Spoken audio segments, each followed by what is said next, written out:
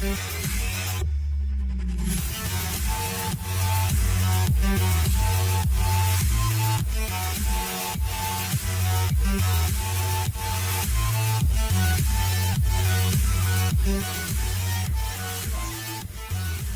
afternoon and welcome to Ray and Sue Smith Stadium on the campus of Hope College on a beautiful Saturday afternoon, a beautiful and steamy Saturday afternoon. My name is Scott Vanderstoop and I'm joined by Matt Roblin, from whom we will hear in just a moment. Right now, let's kick it over to public address announcer Tom Davalar for our national anthem. Greenwood.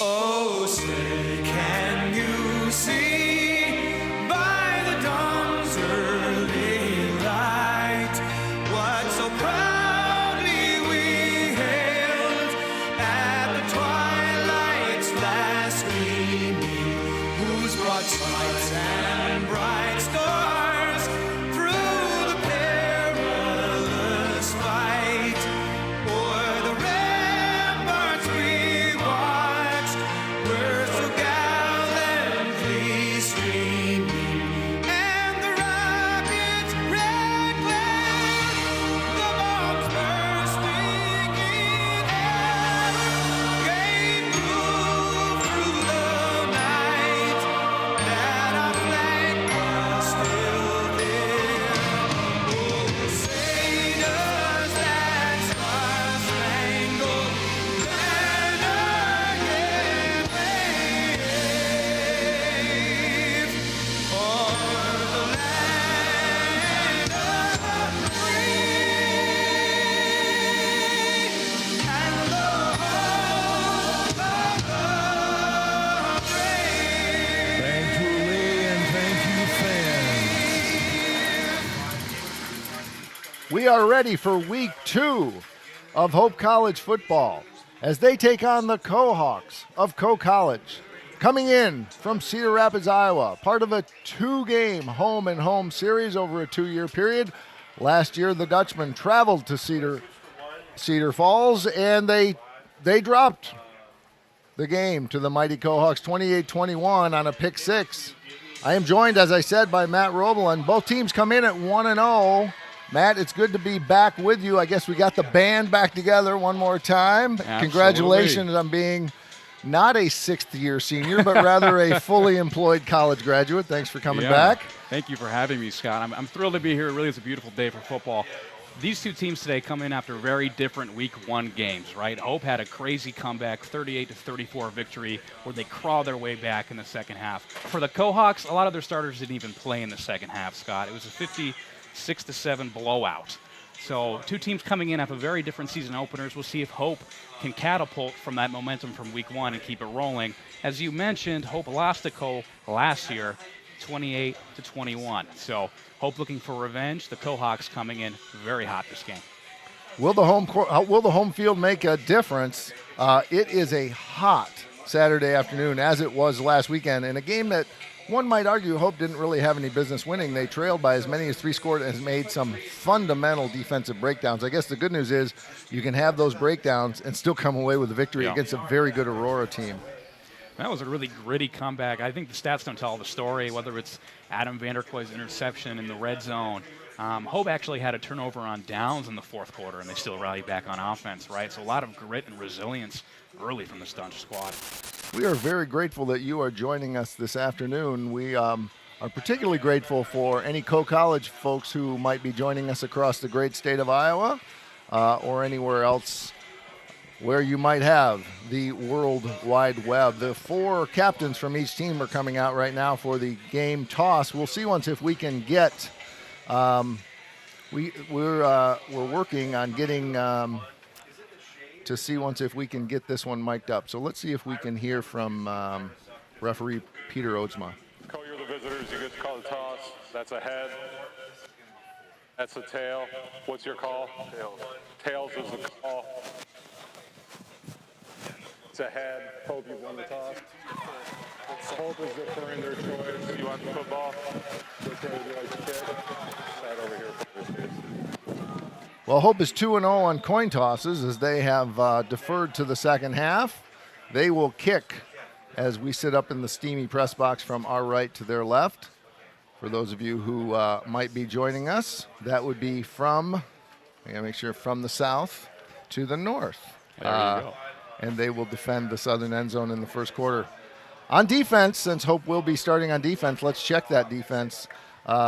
It's the same defense more or less that they brought out last weekend. The defensive tackle is Joe Natosi. The nose guard is freshman Caleb Parlberg. That defensive end, that defense on the front line is cornered by Connor Nizliski and Matthew Anderson, the defensive ends. The linebackers are Adam Gill and Andrew Debris and Mohamed Kamara.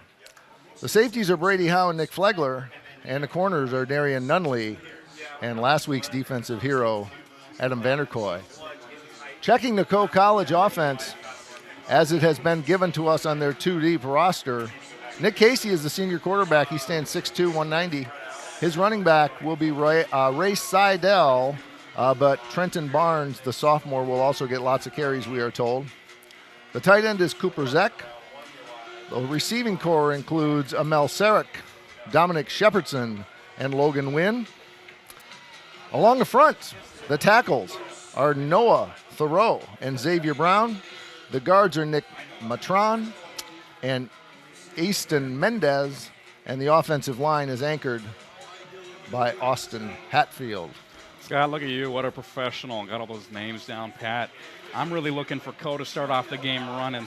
Last week, they had Trenton Barnes and Ray Siddell combined for 194 yards and 3 touchdowns in the first 3 quarters, and they didn't even play at all in the fourth. So I expect Co to hit the ground running, and we'll see what happens. Dylan Hilger got lots of work last week, and he sends it once again into the end zone, and that's going to be a touchback, as once again, Dylan Hilger has got a rocket foot for a Division III kicker from the 35. That's a 65-yard plus kick. Cole will take over 1st and 10 on their own 25-yard line.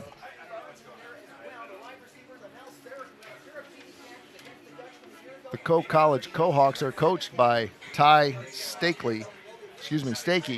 He has been a part of the program for most of his earthly life, as his father was a Hall of Fame high school and football coach.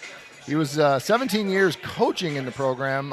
He has been the head coach since 2016 and has done a great job there. As Coach Peter Stursman said this week, they are very well coached.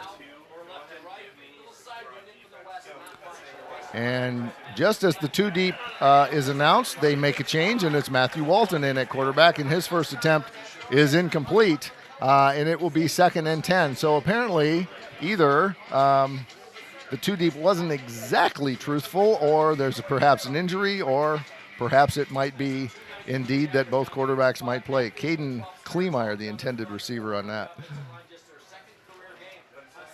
Here's a handoff to the running back, Seidel, as he kind of plows forward and it meets the interior of the defensive line from Hope College. Leading the way there is Joe Natosi. Gain of 2, it'll be 3rd and 2. Hope in a favorable position as we are just underway. If you are anywhere within the area and would like to watch some good college football, we encourage you to come out to Ray and Sue Smith Stadium and join us. Once again, it's Walton. Now he scrambles. He's got some room. He's going to hit it close, and he's right about the 34.5-yard line. Courageous move. He slid, but he didn't slide early enough, and he just got whacked and just short of the first down. Gutsy play. Yeah. That's one of those moves where the coach looks at it and they have a little gasp, right? It's like, oh, there goes our QB. Well, that's a nice, tough play. Get it started on the run.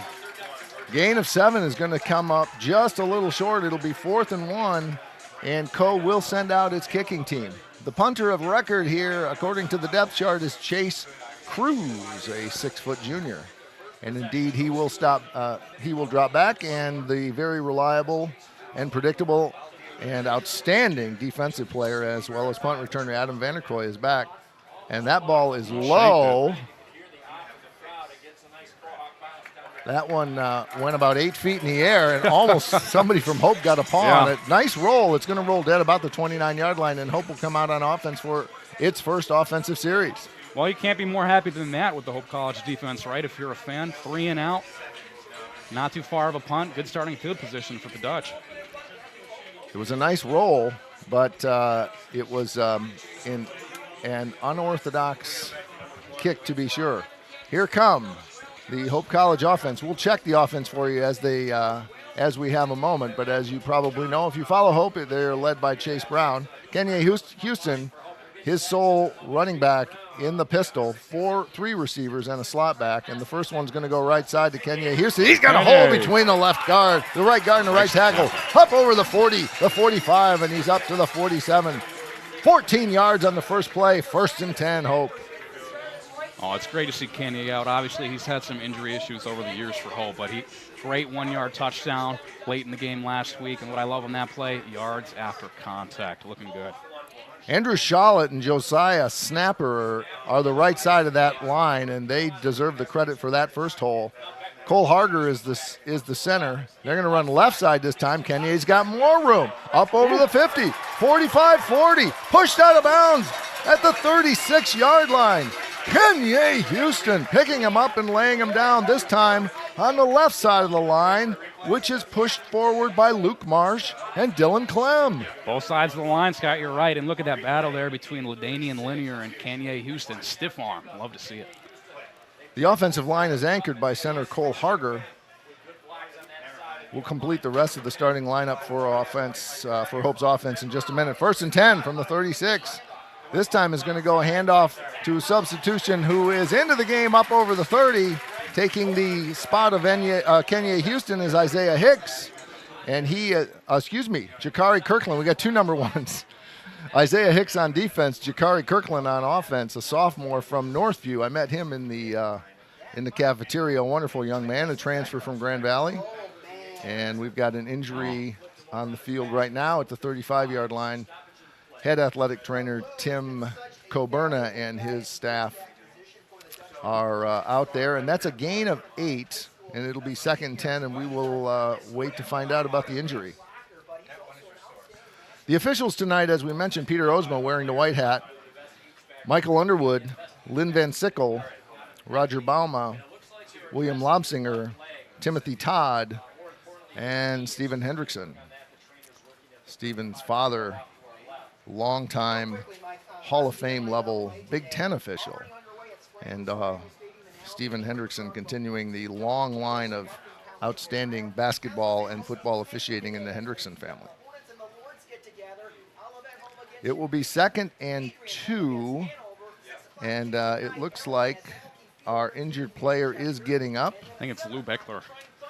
Oh, the H-back, Lou Beckler. You hate to see that. He's just a valuable part of this. He's one of the senior captains, and he is being helped out. So we will wait to find out his status. I think we were able to almost complete the Hope College offense. The receiving corps is just terrific and experienced. T.J. McKenzie, Terrell Harris, and Carter Nofsinger, but you will hear their backups a lot as well. Grant Holzer, Kareem Williams, and Ian Rampersad will also get lots of plays. It is 2nd and 2 from the Co-28.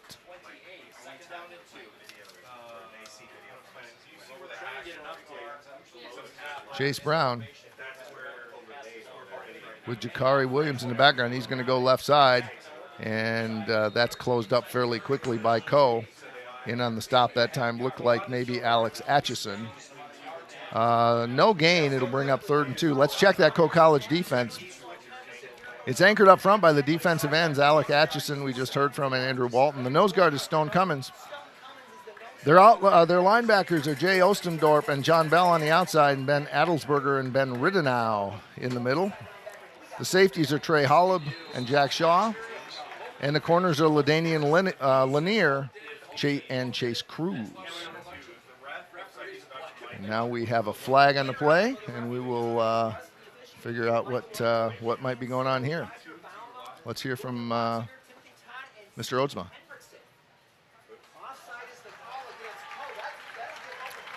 Defensive offside. All right. I don't even think you see that in the CFL. A nod to my Thank you, a thank nod you, to my thank you. Canadian Yeah. brother here to my left. Hey, go Rough Riders. Saskatchewan's finest.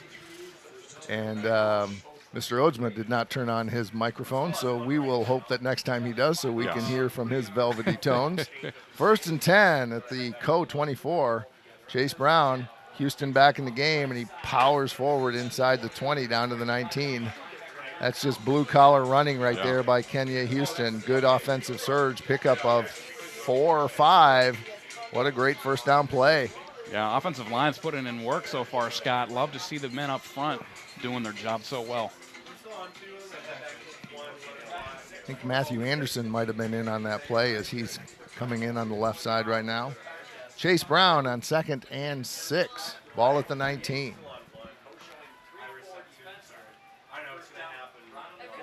Houston in the background, in the backfield in the pistol. He gets the ball again, kind of picks his way forward this time.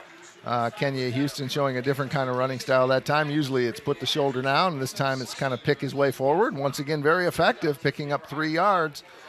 And down to the 18-yard line. It'll be 3rd and 3. But yeah, I guess it wasn't as productive as it originally looked as the umpire there reset the ball back at the 17. Yep. It'll be 3rd and 4. Nice opportunity for Hope here in the red zone, their first of the day. Brown got time, goes off to the left. He's got Make his a move. receiver Harris, but he's not with a lot of blocking. That's not going to become a productive play at all as Co swarms that one. A series of Co-Hawks in on it, one of them being Jack Shaw, one of the defensive backs. Yep. It was a nice pitch and catch, but there just really wasn't nothing out there. I don't know if it was meant to be a screen, but there were no blue shirts to lead the way. Yeah, and the Co-Hawks did a good job of forcing Terrell to make a move there. Nice play by Lanier, Shaw, not to let him get past them. So First field goal of the afternoon by Dylan Hilger. It's spotted at the 26. The long snapper this year once again is Dylan Clem. The ball is up. It's high enough, it's long enough, and it's straight enough. And Hope has its first lead of the game at 3-0. And the tie is broken with 9:57 to go in the first quarter. Hope has struck first. They lead 3-0. We are going to take a quick break here and hear from some of our good folks who make this possible. You are watching Hope Football.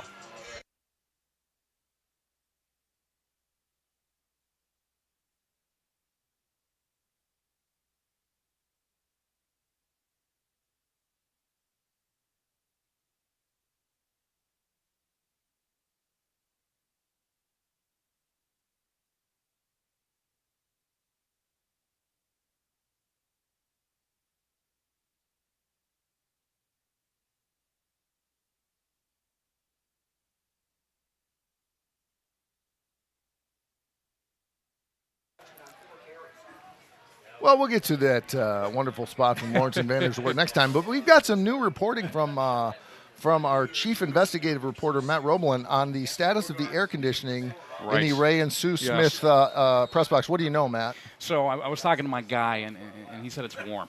Very warm in here right now. Indeed. Actually, a little moist as well. Thank you for that reporting, Yes, Matt. you're You welcome. stay on that, please. This kick is going to once again go into the end zone, and it will not be returned by Trevor Hansen, who was, got the wrong list out. That's Ladanian Lanier, who was unable to field it, and it would be a touchback either way. So Cole will start once again in their second offensive series at 25 at their 25-yard line. All right, well, I'm excited to see this Co-Hawks offense and how they came out. Last time they played the Dutch, they started off with a 73-yard touchdown run. We know their running game is strong. We'll see if they rely on that or if they get rolling through the air, get some play action going. Excited to watch it. They have a big offensive line, a couple of them weighing in at 3 spins. That first handoff up the middle is suffocated by the Hope College defense. Credit to Parlberg and Tosi for shutting that down and stopping the surge that was attempted by the Co-College offensive line. No gain, 2nd and 10. The quarterback is Walton. He drops back. He's got a receiver over the middle, and it's caught First down up to the 40-yard line. The receiver on that play was Caden Kleemeyer. Or is it? Nope, I take it back. There's two 15s. That's Dominic Shepardson, the wide receiver, the senior who Lots of came numbers. all the way from Phoenix, Arizona to Cedar Rapids, Iowa. This is a pass that's complete once again out to Kleemeyer. It looks like we're going to hear his name a lot. And that's a pickup of about 5. So on that first down play, Co is looking at a 2nd and 5 at their own 47-yard line. A lot of energy here after that first play that was suffocated. 2 successful plays, 2nd and 5. A short 5. Matthew Walton, the senior, he stands 6'4", 215. Big quarterback. Yeah. Big QB, big online. You said it, Scott. This handoff goes up the middle, and there's a good surge up over the 50-yard line, and that's going to be a first down for Co. Their second first down of the day. Trenton Barnes getting the call there. He's a sophomore from Madison, Indiana. Came all the way across a couple of state lines to join the Co-Hawks. 1st and 10 at the 48. Co-Hawks moving quickly. Walton looking left. He's got someone over there. Intercepted by Hope at the 40, the 30, 45 over midfield to the 40, down to the 35-yard line. Muhammad Kamara, who had a great game last week and came up big this time with a big interception. A lot of coverage as we watched the replay. Just a lot of blue jerseys there, Matt. And a gutsy throw by Walton, and it did not pay off. Hey, Muhammad Kamara cannot be having a better start to his season. 14 tackles last week, Scott. This week, an interception while the Co-Hawks were surging, running fast on offense. And you're absolutely right. Lots of blue there. Love to see it if you're a Hope fan. 1st and 10 at the Co 34. Chase Brown back in with Kenya Houston in the backfield. TJ McKenzie off to the left along with Harris. This one's going to go to and incomplete, as TJ McKenzie did a great job of avoiding the interception. On that play, I think it might have been Darius Sanders may have been covering. We'll see once is it a 12 or a 13 there. Good coverage and a great play by TJ McKenzie to prevent that from being an interception. He had to become a defender on that play. I think that was LaDainian Lanier. Looked like he got his hands on the ball, too, so you're absolutely number right. 10, yes, not number 12. Thank you. 2nd and 10. Yeah. He'd love another shot at that one, absolutely. McKenzie goes wide to the left. They're going to send it right up the middle to Houston, who's hit at the line of scrimmage and maybe picks up a yard. The interior of the Co-Hawk defense that time getting the better of it. Looks like, who did we have on that one? Might have been Ben Adelsberger. We'll check that for you. No gain, 3rd and 10. They got off the pile too fast. They couldn't grab them. I can't even sometimes get the Hope people, let alone someone I've talked about for 10 minutes. McKenzie to the left, Nofsinger to the right. Brown's got time, but he's running out of it as he scrambles. Does a good job of getting rid of it, incomplete. That'll bring up 4th down, and really too far to have a field goal. So we'll see once if they go for it here. Is it 4-down territory, or do they try to sock them back deep in with a little short kick? We'll find out. I don't see anybody coming on the field. I think they're going to go for it. Hey, no man's land. 4th and 10, right? Limited playbook for situations like this. So we'll see what Coach Sturzma and the team draw up here. Checking in with the 2 scout team quarterbacks wearing the yellow, like the yellow crossing guard, so everyone can keep an eye on them, so nobody loses track of who they are as he gets the signal. Here's Chase Brown over the middle. He's got him up and knocked away at the last minute. Intended for Terrell Harris, but broken up at the last minute. It looked like it was going to be a touchdown. Yeah. And the Co-Hawks come in from the defensive backfield to make a great play. Jack Shaw there, the senior, with a phenomenal play. If he doesn't get his hand on that, Scott, that's a touchdown. Hope gives up on downs. Co will take over. Not a bad play here because the ball's still at the Co-Hawk 35-yard line. A punt runs the risk of going into the end zone, and then you only pick up 15 yards and you don't get a chance at it. Ball on the 34, 1st and 10 for Co.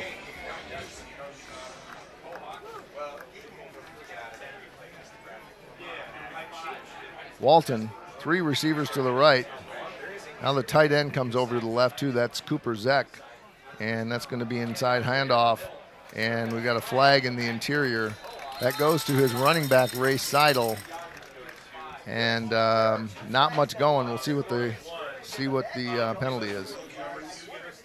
We got 2 flags.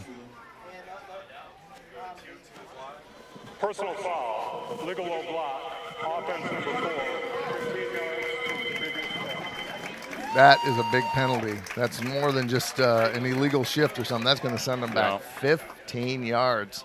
And Steve Hendrickson, the back judge, and Ray Ojma, the referee, both saw it. So it must have been very obvious. Right. If you were trained to watch it, everybody must have noticed it. Nobody seems to be complaining. All the way back to the 20, 19 or so, 1st and 25. And now all of a sudden going for it on 4th down, Scott, does not look like a bad idea. Yeah, it was a free play. Yeah. 2 receivers to the right, 1 to the left, one running back, and it's Seidel, and he picks his way up over the 20-yard line to about the 22. 1st down running play at 1st and 25. That's going to bring up 2nd and 21 or so. And some defensive substitutions coming in for Hope. Probably more of a nickel package. Tiavani Knight into the game, as well as who else did we have in there? Maybe Jackson Bush.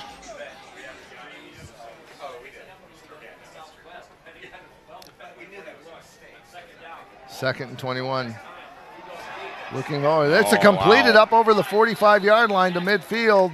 The receiver on that play, I believe, was Hunter Ames. Now we it's got to do Mamadou Kali. Hunter Ames is listed as a quarterback.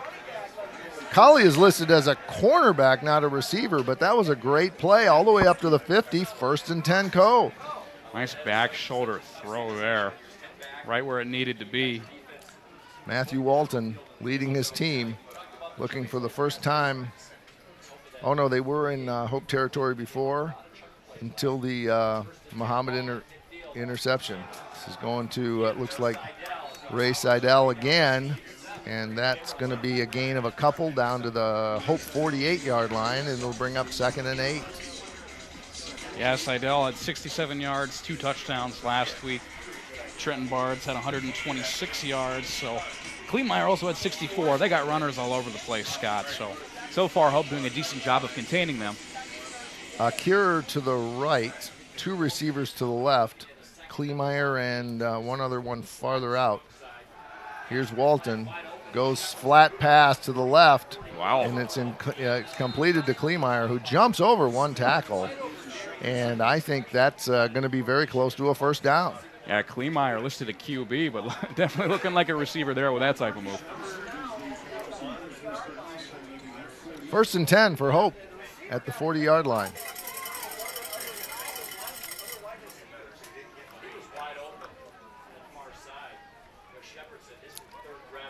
Walton brings 3 receivers to the right, 1 to the left, single backfield. In the pistol, he takes the snap. Play action intended over the middle for Kleemeyer. It's incomplete. The play action that time was to Trenton Barnes, who also gets quite a few snaps in the running back position, but pretty well covered by Hope, and it was just not a play that Walton let develop, and he kind of threw it in between 2 receivers. Will bring up 2nd and 10. Hope sending in Ackerman and Tucker on the defensive line for this play. 2 receivers to the right, Acker and Kleemeyer. 2 to the left, single running back. Kleemeyer. Excuse me, that's Dominic Shepardson. We got 2 15s also. Dominic Shepardson takes the inside handoff, and he gets good yardage there inside the 35 down to the 34-yard line. That's the problem with having more than 100 players, I guess. Although they're not all here because they're not all on the travel squad, but the roster we were given has all of the names and all of the duplicates. So we apologize to the Shepardson family on that. It'll be 3rd and 4. Scott, something tells me it might have been Shepardson with the hurdle. not Kleemeyer. Indeed. Kleemeyer's listed as a freshman quarterback. Yo. 2 to the right, 2 to the left. Walton looks to the right, and look what at a play. Incomplete. What an outstanding play that time by, once again, who was it, Matt? Muhammad Kamara. Kamara's everywhere. It's so versatile, right? Whether it's tackles, interceptions, plugging in gaps in the run play. And, hey, if you saw the coaches for Co, they thought that should have been a penalty. But, hey, if you're a Hope fan, you'll take it. That's a good defensive play. It was an aggressive and assertive defensive play. Well that said. Pushed up against the boundaries of defensive pass interference. Well, Co's in the same spot Hope was just a few minutes ago. They're going to go for it on 4th and 4. Pass to the left is complete, and that's going to be enough for a first down. That's completed to Trenton Barnes out of the backfield, and Co continues its drive on the 4th down conversion down to the Hope 24. Yeah, that was a nice play, and that high-speed offense paying off there. Didn't get Hope enough time to get ready. Quick throw, and that's an easy conversion. Ball resting just inside the 25-yard line. Once again, 2 receivers to each side, single setback. And handoff up the middle and hit at the line of scrimmage, but Trenton Barnes is able to plow his way forward to the 16. Gain of 3, it will be 2nd and 7.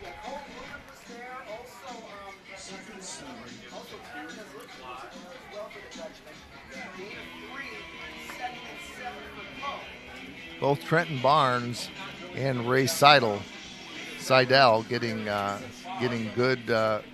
lot of snaps, getting the ball. 2nd and 7 at the Hope 21. Play action. Walton looks. He's hit afterwards. He's got a player open, but incomplete, just overthrown. Give credit to the Hope defensive line as they came in hard and just really put the wood to Walton, causing that ball to be overthrown, intended for Dominic Shepardson. Look at this guy. The other number 15. Hey, and how about Calvin Pimpleton, number 97 on Hope's D-line, getting the QB there. But he's been involved in a lot of these running plays, too, in the middle. He's putting in work so far. 3rd and 7. Walton going to step up to the center, take a look over to his offense, over to his bench. 9 on the play clock. 3 receivers to the left, 1 to the right. And handoff is going to go on the right side. There's some room for Trenton Barnes. He gets a block around the corner and down inside the 10. That's going to be a first down for Cole. What a block. I think we want to give credit to number 73, Nicholas Matron, who really opened up that last corner cut, and it was able to allow the running back Barnes to get around and inside the 11, 1st and 10. Yeah, and I like the play call. We just said it, Hope's doing a good job stuffing them inside. So get out, get creative, get some of those stretch plays, a little bit of, almost felt like a jet sweep pass there, right? I like it. It's a good idea. 1st and 10, shift to the left. Here comes Walton. Play action. He's going to roll to his right and go into the corner. Intercepted, but out of bounds. Nice play. Well covered that time by last week's defensive hero, Adam Vanderkloy. Catches the ball out of bounds. Incomplete. It'll be 2nd and 10. It's too early for a Vanderkloy interception. You got to wait until about 30 seconds left in the game. So, sometime in the 4th quarter. I just say that because he had 2 great interceptions last week within a 7-minute span in the 4th quarter. What a game from Adam Vanderkloy.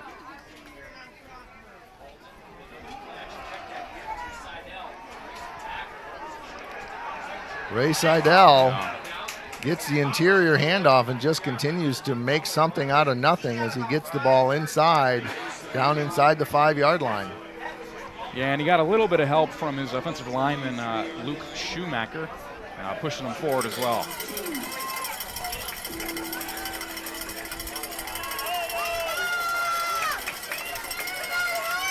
Third and 2.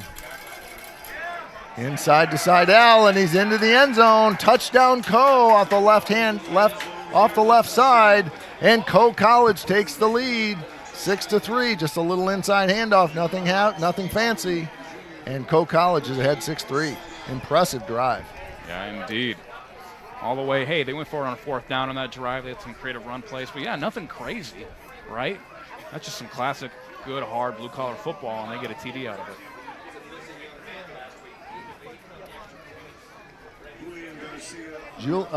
Julian Garcia Ayala is the point after touchdown kicker.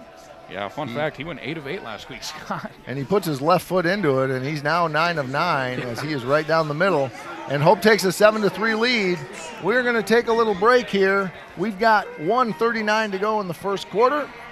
Co 7, Hope 3. This is Hope Football. It's no secret. The best way to learn about Hope College is to spend time on our campus. The Hope admissions team invites you to a personalized visit experience you won't forget. Located in downtown Holland, Michigan, our historic campus is close to shopping and dining and just 10 minutes from Lake Michigan. We invite you to check out our campus tour options or sign up for an online tour with the Hope admissions office. There's never been a better time to see Hope College. Visit us at hope.edu/admissions.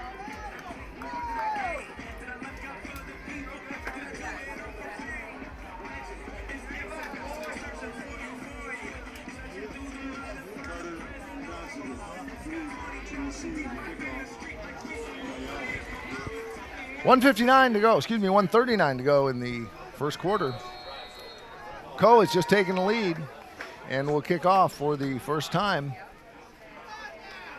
Their kicker is Julian Garcia Ayala, who sends it high, and it is returned by Nofsinger starting at the 5. He'll come straight up the middle. Got a little bit of a seam up over the 25. Nice little running by Adam Nofsinger. And it's going to be up to the 35-yard line. Decent field position for Hope, as they will come back out on the field on offense.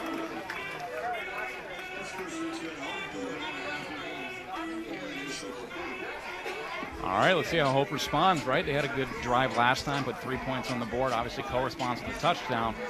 Like to see Hope respond with some more blue-collar football. It's been that type of game so far. Kanye coming out at running back, Chase Brown still at QB. Let's see what they can put together. TJ McKenzie comes out to the left.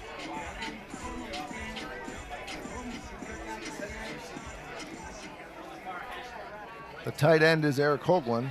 He's also on the left. Harris on the inside pitch handoff. He's got some room trying to get outside. Strung out pretty well by Hope, and he's forced out of bounds about the 40-yard line. Good first down play. 4 or 5, 6 yards on that. It'll bring up 2nd and 5. Yeah, good pursuit there from the DB. That was either a cut or Mbundo. We got 2 DBs listed at number 20, so I'll do my best with that one. But nice pursuit there. Only kept it to a 5-yard gain, but still, nice play for the Dutch. All 3 receivers go to the right this time. Brown on a straight drop looks to his right. He's got double coverage. He's got Harris out there, but he was double covered, and so that's going to be incomplete. A wise move by Chase Brown to overthrow that, as they're really good coverage by the Cohawks in the secondary. 3rd and 5.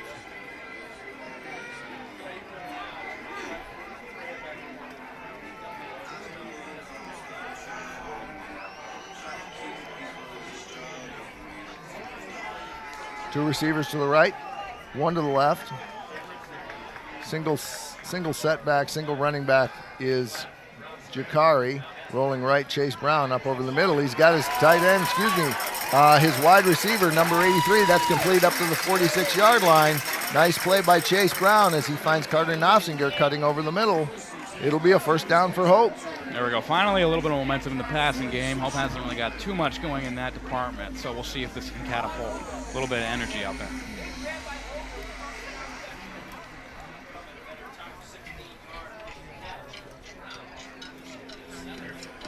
Ian Rempersad was in on that last play. He's going to come out. McKenzie to the left. McKenzie to the right. And we got a whistle and a penalty, as it's probably going to be an illegal procedure call. Offense number 70, 5 yards, still first down. On the interior line, movement before the snap, that's going to be a 5-yard penalty, pushing the ball back into Hope territory at the 49. It will be 2nd and 15.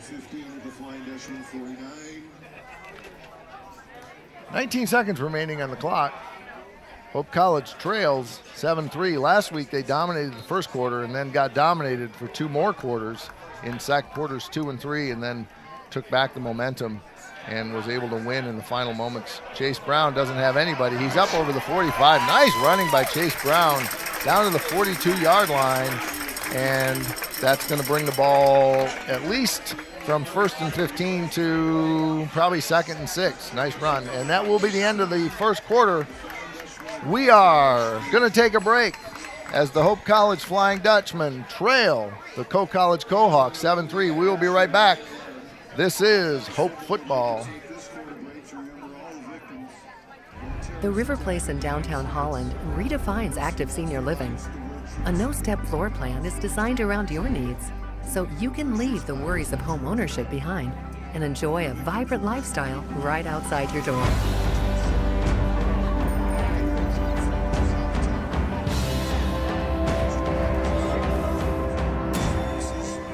Make the River Place your home.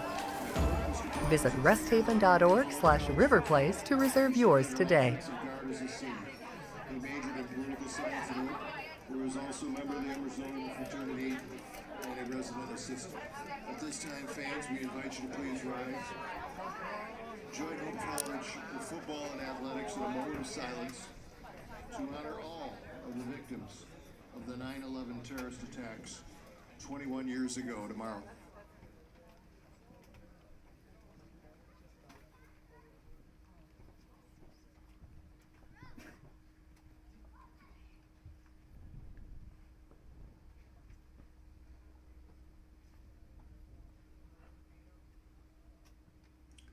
Thank you. And God bless America. Welcome back to Ray and Sue Smith Stadium, where between quarters number 1 and 2, we often will do recognition of a member of our armed services. Today, given that we are on the eve of the 9/11 memorial 21 years ago, we pause for a moment of silence for those who lost their lives on that fateful day. Back to football action. 2nd and 6, Hope College on the College 42-yard line.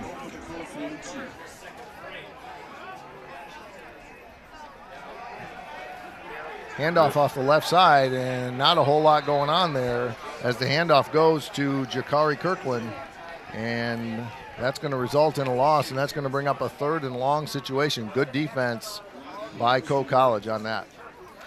Yeah, Hope averaged about 7 yards per carry on the rushing attempts in the first quarter. Passing game wasn't really going as strong for them.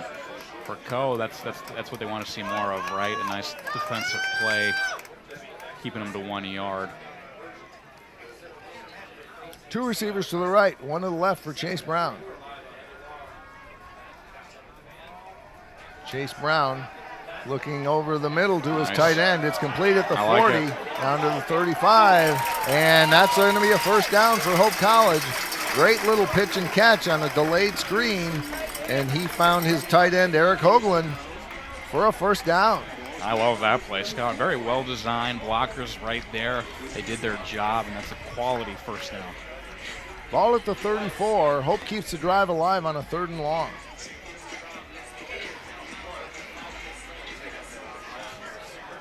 Harrison Knopfinger to the right and McKenzie to the left. Hoagland also on the left in the tight end spot in the 2-point stance. That ball was complete to TJ McKenzie on the left, and he gets some yards after catch as he was covered tightly by the cover corner there, but it's all the way down to the 25-yard line. Nice play, gain of 8 or 9. It'll be 2nd down. Scott, one thing has done really well is stop Terrell Harris from getting separation or getting open. He has 0 yards so far. Obviously, he had around 180 last week, so I think it's pretty obvious on the scouting report you want to work on that guy. Kenya Houston in the backfield behind Chase Brown, pitches to the right and snuffed out very quickly that time, and there's going to be no gain, actually a loss, and I think that's Darius Saunders who made that play. Loss of 4. It'll be back to 3rd and 5. Want to make sure I have the right number 12. There's only one number 12, so that's who it is. Makes the job a little bit easier, right? Brown and the team looking forward to, looking to their west to pick up the play call. Yeah, 9 on the play clock. Let's see what they do. We've seen a couple screens on these third down possessions. Chase Brown looking over the middle. He's got incomplete. He had TJ McKenzie open, but just a little overthrown. There were 2 Cohawks out there covering, so it would have been threading the needle. Yeah. But it will bring up 4th down. Looked like Bridger Akut was one of the defenders, and I think the other one may have been Chase Cruz. And once again, Scott, we're kind of in this no man's land right around the 30-yard line.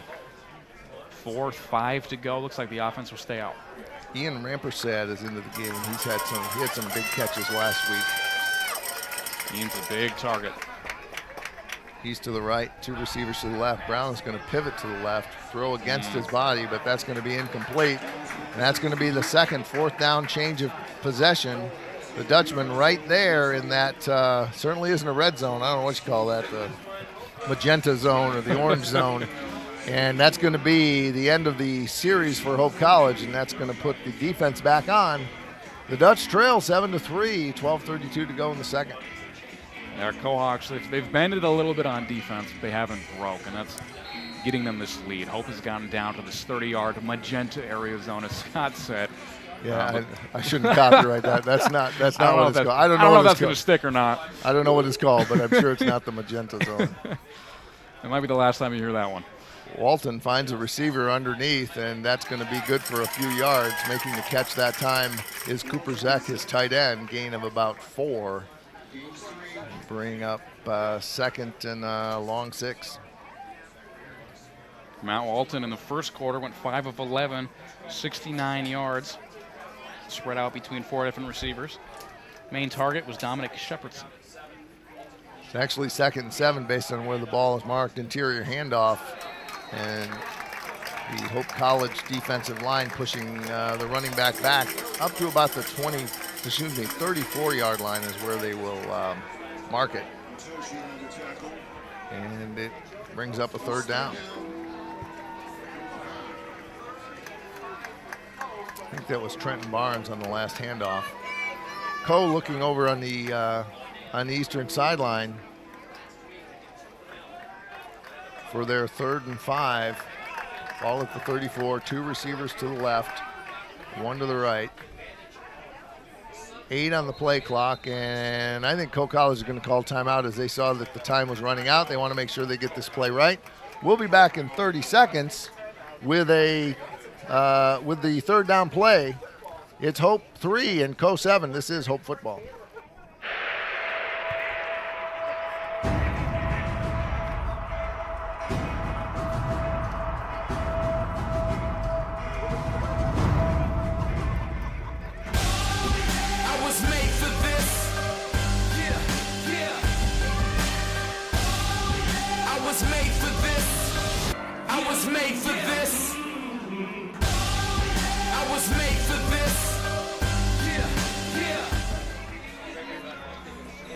Hope will come back with a 3rd and 5 from its own 34. Matt Roblin, let's go to our key investigative reporter. What do you know about possible halftime snacks? Halftime snacks. So I'm looking over here, Scott, right? I've been very investigative. I do think I see pizza and a Pepsi on the plate of one of our video directors here, Steve Secor. I think we're going to pizza today, Scott. Thank you, Matt. Stay on that for us. Yep. 3rd and 5 from the Coe 34. Cohawks trying to convert on 3rd down. Dropping back is Walton. Nice little screen over the middle, and he had room, and he had blockers, but it's just over the reach of Trenton Barnes. Big break for Hope. You said it. They had a lot of room to run there if they completed that pass. And then Hope will get another shot at it. 4th and 5, punt team coming on. Chase Cruz does the punting for the Cohawks. And we'll see if it's Vanderkoy deep to receive. Sometimes it's Knopfinger. And because he is standing oblique to me and my eyes aren't what they used to be, I think it's Adam Vanderkoy. Oblique, what a great word. That's a college professor right there. Spiral punt, as Vanderkoy is indeed the receiver. He waves it off, and that's going to go. Nice punt by Cruz, and that's going to be all the way down, to the 23-yard line. Hope takes over. They got a long way to go. They trail 7-3, 11:08 to go in the first half.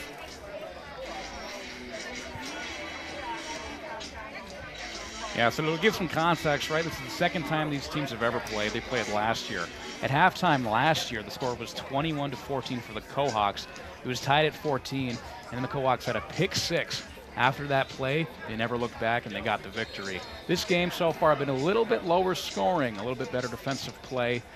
It's been hard for teams to get through that magenta zone. I'll stop saying that after this. We'll see what Hope can generate on this drive. Thank you. Screen to the right side to Terrell Harris, and that one was not well executed by the Dutch and very well defended by the Cohawks. Give credit to Trevor Hansen, number 10, who just really stuck Terrell Harris. That's going to be a 4-yard loss, 2nd and 14. Terrell Harris has not really been able to get it rolling today. They've been all over him. Wisely so, very dynamic receiver.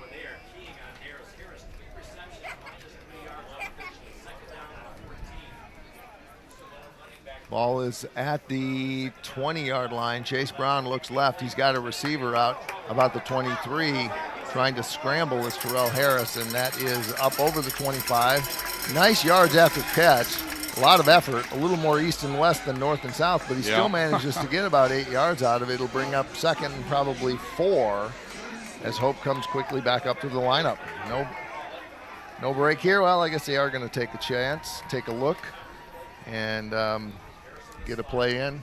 Still plenty of time on the play clock as Chase Brown is going to call out a new play. He's going to look to his right, but he's going to run out of room as he is suffocated by a surging defensive line, and that's going to be a loss in the backfield. Give credit to that co-interior who really won the battle up front on that play. It's going to bring up 4th down.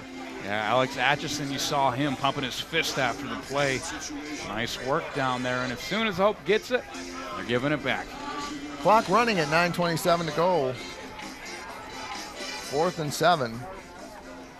And Carter Nofsinger will be the punter. And the receiver for Co standing on his own 33-yard line. Nofsinger with the right foot gets up. It's an end over end, not deep. Fair caught at the 38-yard line.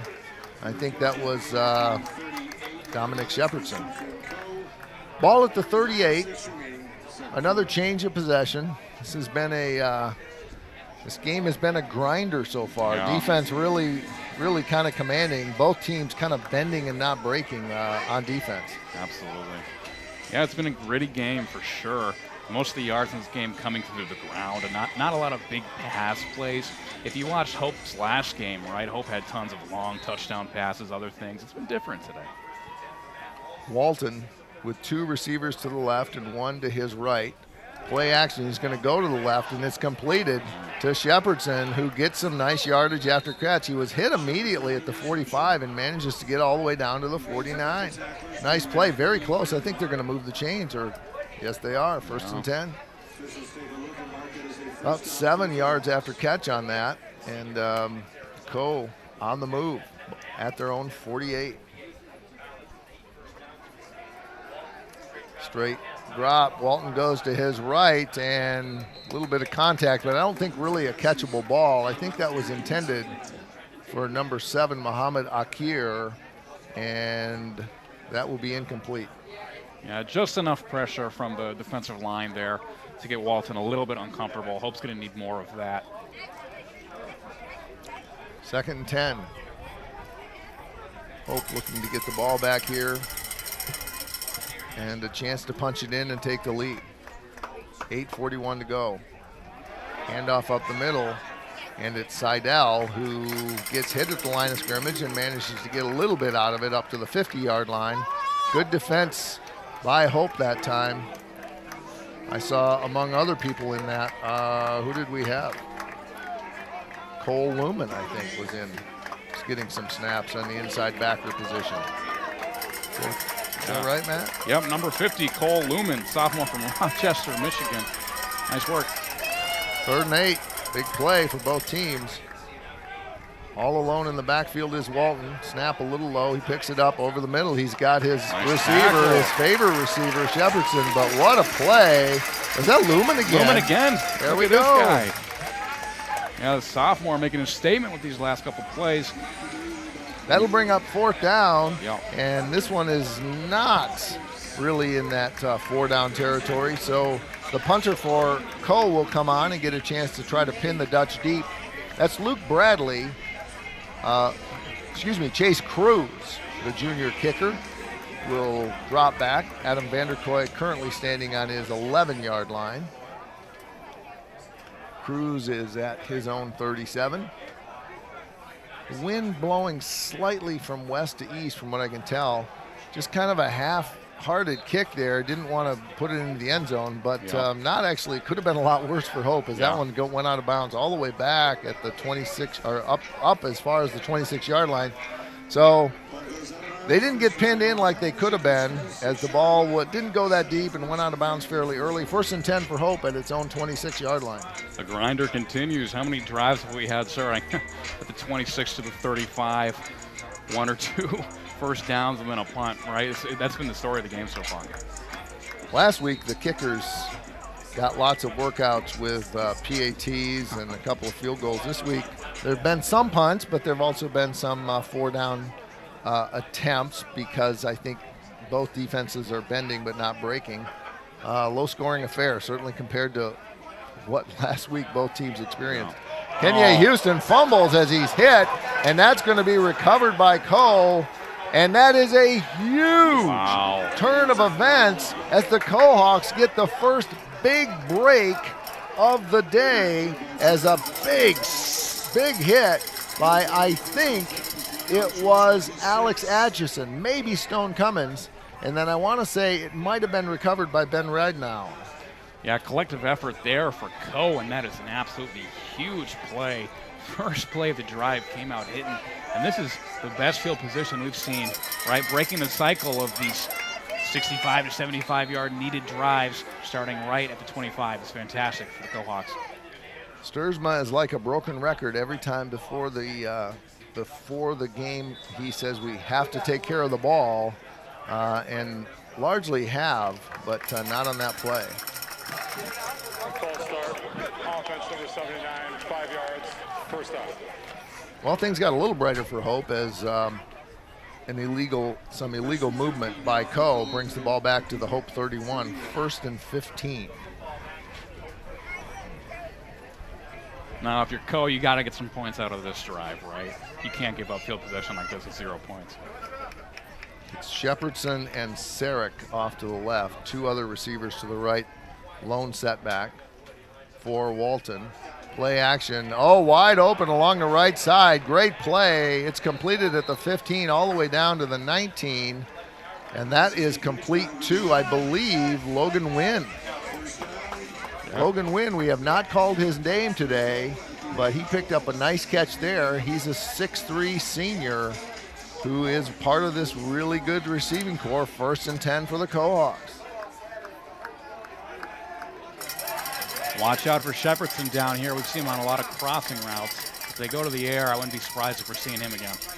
Shepardson to the right and Sarek to the left. Inside handoff goes to Seidel, and he picks his way forward for a yard or 2, and it'll be 2nd and long. Natosi and Otis Ackerman coming into the lineup here to beef up that interior for Hope. 2nd and 9. Sarek to the left. And who comes into the game? I want to say that could be Logan Wynn off to the right. He is out there with Dominic Shepardson. Interior handoff, nice initial surge, and that ball is inside the 10 down to the 9, and that will bring up 3rd down. And Scott involved. Seidel getting the call. Yeah, and involved in the tackle again, Cole Lumen. He's making a name for himself today. 2 receivers to the left. Shepardson and Sarek. One receiver to the right and a lone setback. And there's a flag, and I think that's going to be a flag on, given that the play didn't blow dead, this might be a defensive offsides. We're going to check here, because he might have had a free play. We'll wait for Mr. Odsma to let us know what's going on. Prior to the snap, offside, defense something like 99. Half the distance to the goal, still third down. Well, our worst fears were true, as indeed it was defensive encroachment or offsides. That's going to bring the ball down to the 7-yard line, 5 free yards at a time that Hope can least afford to give them up. 3rd and 2. Only one receiver here and a new quarterback into the game, and he's going to sneak it forward, looking forward, and he's over the goal line. Touchdown, Co-College. Nick Casey. Nick Casey, who was listed as the starter in the 2 deep, hadn't played a down, and he comes in and puts it in from 3 yards out, and Hope Co leads 13-3. Hey, well, Scott, it's not a bad life. Sit on the bench, come in, score a touchdown, come out. I wish that was me. Good work if you can get it. As Nick Casey scores the 2nd touchdown for Co-College. Garcia Ayala, Julian Garcia Ayala from the 11-yard line, and he will put it up with his left foot. Holding on that is number 13, Will Couch, one of the reserve quarterbacks, and it is good. And it is 14-3, and we are going to take a little break here with 5:18 to go in the half. Hope's got some work to do. They trail 14-3. This is Hope football.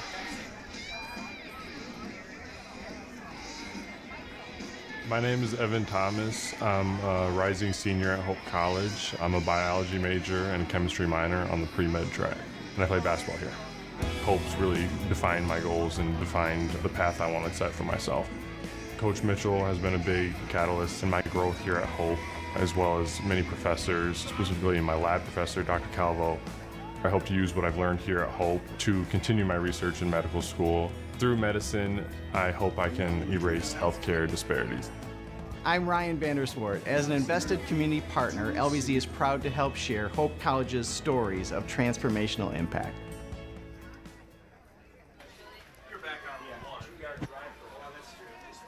Co-College with a 2-score lead.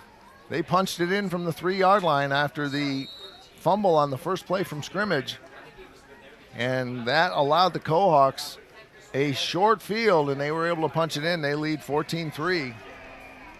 Nofsinger is going to pick it up at the 10. Plow forward. He's going to try to go to the right now, looking for a block. He gets a little bit, but it's strung out by Co, and we have a flag thrown by the referee from behind, and then another flag here. So we're going to have 2 penalties, one of them probably against Hope for an illegal block, and then the second one, some kind of an unsporting call. We'll see what it is. Ball resting at the 35, and so this will be all sorted out.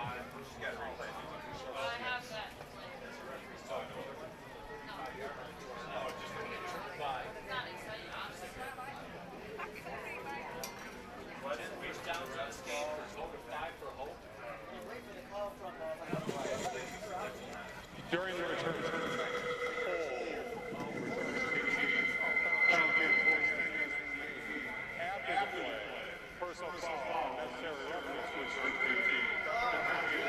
Wow. Well, it couldn't be much worse than that, because now that's going to stick Hope way back. So we will see once where are they going to put that. Yeah, a tough sequence of events, right? Lost the fumble, Co scores a touchdown, penalty immediately on the kickoff return. We're going to need to see some of that grit and resiliency we saw last week from the Flying Dutch here, starting around their 9-yard line. Well, it's much better to go from your opponent's 26, as the Co-Hawks got to do, than your own 9. So we'll see once here if we can put a drive together. Time will be an issue too, as 5:08 to go. Chase is going to roll to his left. He's looking for someone. He's found a receiver. It's Ian Rampersad, but just out of his reach at the 21-yard line. It will bring up 2nd and 10. Yeah, just a little bit off. You know, Brown took his time there looking for him, and it's close, but no cigar there. 2nd and 10 from the 9. If nothing else, Hope wants to get a couple first downs here so that if they do have to give the ball back, they don't give it back with enough time that Coe will have another short field, eh? Oh, I know. I like the way you threw A in there. It made the Canadian part of me feel really welcome to you. I spent most of my life in Michigan. We're Canada's neighbor. Daniel Romano getting his first call of the day, and he's a power runner, and he was able to break free at the line of scrimmage, get up to the 15-yard line. Nice run by Romano, and that will bring up 3rd and 4, 4.5. Yep, 3rd and 4 here. Obviously, this is not 4th down territory. 3 receivers out wide. Here's Brown looking over the middle. He's got time. He's going to go deep, and it is overthrown. Incomplete, intended for one of his many talented receivers. I think that was Terrell Harris, number 6, if I saw that correctly. And that's going to bring up a 4th down. And, Matt, you got to punt here. You have to punt here, right? Unless you're playing Madden, you might throw it here. But in real life, it's not going to happen. And it's kind of been what's going on in the passing game recently, just a little bit off. Knopfsinger needs to get a big foot into this so that Coe has a decent ways to go because it's only 4:20. There's 4:23. That's plenty of time. Yeah. Both of these teams have not been overly explosive, but they've been able to put first downs together, both of them. But Coe obviously more effective so far. Knopfsinger with a low end over end. I said, what a bounce! Good bounce. That's exactly what we needed. Yep. As that's going to go out of bounds at about the 24-yard line. So I guess if there's a silver lining here that we've put at least the Cohawks back on their heels a little bit, but there's plenty of bad news if you're Hope College Flying Dutchman right now because they trail by 2 scores, and right now they are being dominated on both sides of the ball by the Coe College Cohawks. Yeah, you're absolutely right, and Coe has it going both in the passing and the rushing games right now. We saw that last drive was short and relatively easy, but the last couple of drives, really, they've done well. There's not been a drive since the first quarter when Hope has stopped them 3 and out. Back into the lineup is Matt Walton, who's listed as the reserve quarterback, but he's played the whole time except for one play. Walton looking for a screen pass, and it's complete, but not a lot of blockers there. That ball is complete to his running back out of the backfield, Trenton Barnes. Sniffed out well by the Dutch. Hey, Cole Lumen again. I just got to say it since we're on a roll with Cole Lumen today. Nice pursuit there. 2nd and 11, ball at the 24. 2 receivers are going to come out to Walton's left and 1 to the right. The 1 to the right is Logan Wynn. And it's Shepherdson and Sarek to his left. Single running back is Barnes. And the handoff is going to go to Barnes, and he breaks loose at the line of scrimmage, but not much more than that as he picks up maybe 1 yard. And I think that was Isaiah Hicks who came in from the linebacker position there. Grand Rapids Catholic Central sophomore, 3rd and 9. Nice play by Hope. And Cole might just be satisfied not to maybe play risk aversion here and let that clock run so that if they do have to give it back on a punt, another 20, another 40, so they can burn another minute and not leave Hope a lot of time here. And they can't be disappointed with how things are going for them. Hey, they do have 4 I was going receivers to say, out what wide, do I though. know? Look at They this got formation, right? What do I know? They got 4 receivers, and so I guess they're not done. Walton looks to his left and almost caught, and they're going to get a flag. Tough play there. Is that flag is probably going to go against Darian Nunley. And I don't think anybody on this side of the press box thought that was what they were. They did. Let's say no one on this side of the press box saw it that way. I think you might have heard that through our headsets. For those of you at home. There is no foul on the play for pass. Well, that's actually one really big difference between officiating basketball and officiating football. If you make a call in basketball and it's bad, you kind of have to live with it until the next bad call. And the good thing about football is that colleagues can get together and say, I think we might want to pick that flag up. I don't think we had defensive pass interference, and that's exactly what happened. May have been an issue of a catchable ball, or it may have been someone who came in from the back judge, perhaps Steve Hendrickson, and said I had a better look at it, and the ball had already passed him. In any event, there is no flag, and it will be 4th and 9, and I think in terms of integrity, Matt, I think that was the right thing to do. Absolutely. Hey, and you might know that Scott Vanderstep is a professor at Hope College, but you might not know what his PhD is in, officiating. It's a rare PhD. And there is no word of truth in what Mr. Roebelin just said, but I do spend some time blowing the whistle in the winter, and it's a good stress relief for me on Friday nights. After the delay of game, it's going to be back to the 7-yard line is where the punt goes off, and Vinerkoy is going to take it in his own 43. He's going to go to the right. He's over midfield. Nice block. Picks up a few extra, and that was a nice block. Give credit to, I want to say it was Tyler Stazowski, number 14. So just when we were worried that Coe might have a chance to punch it in, look at this, Matt Roebelin. Hey, we got a chance here. And let's actually run back to the punt on the last possession for Hope, right, when they were pinned in their own end zone. Looks really good right now that Hope has the ball with this great field position. It is a yardage game in every respect, and in this case, Hope got the better of it. They still trail by 2 scores, but you're right, a tale of 2 punts. The one by Hope that went 50-plus yards, and the one here that went 35 yards with a 15-yard return. So here we are, 1st and 10 at the Coe 41. 3 receivers and an H-back. Chase Brown looks over the middle and well covered and incomplete. And they got a flag there. That one is intended for, who was that? Was that Terrell Harris, I think? Terrell, yeah. We do have a flag, and we'll see once Steve Hendrickson coming in from the back judge, signaling back to his official. One thing you don't want to see, though, Terrell Harris getting up a little gingerly. Defense number 30, penalty 15 yards, 1st down. Well, that was a tough play for Coe. I think it's impossible to be unbiased. I thought that was clearly a pass interference. I took a glance down into the press box of the Coe College coaches, and their animation suggested perhaps they didn't agree. 1st and 10 for Hope at the Coe 26. Terrell not out there. He's taking a breather. Came up a little gingerly after that last play. I think we're going with Kareem Williams in on the left side as the receiver along with Rampersad. That ball's going to go to Kenya Houston, and wrapped up quickly in the backfield. Is that Big Ben there? Ben. Number 40. Big Ben Adelsberger. He's had some nice plays today. That might be the nicest one yet. Loss of 2, 2nd and 12. Hope trying to get a string of good luck put together here. Chase Brown with 3 receivers. Houston in the background in the pistol. He goes to his left. Boy. Uh-oh, that's intercepted. Yeah. Someone's got to track him down. Miscommunication. We need to be able to stop him as it's the 30, the 25, the 20, the 15, all the way down to the 10.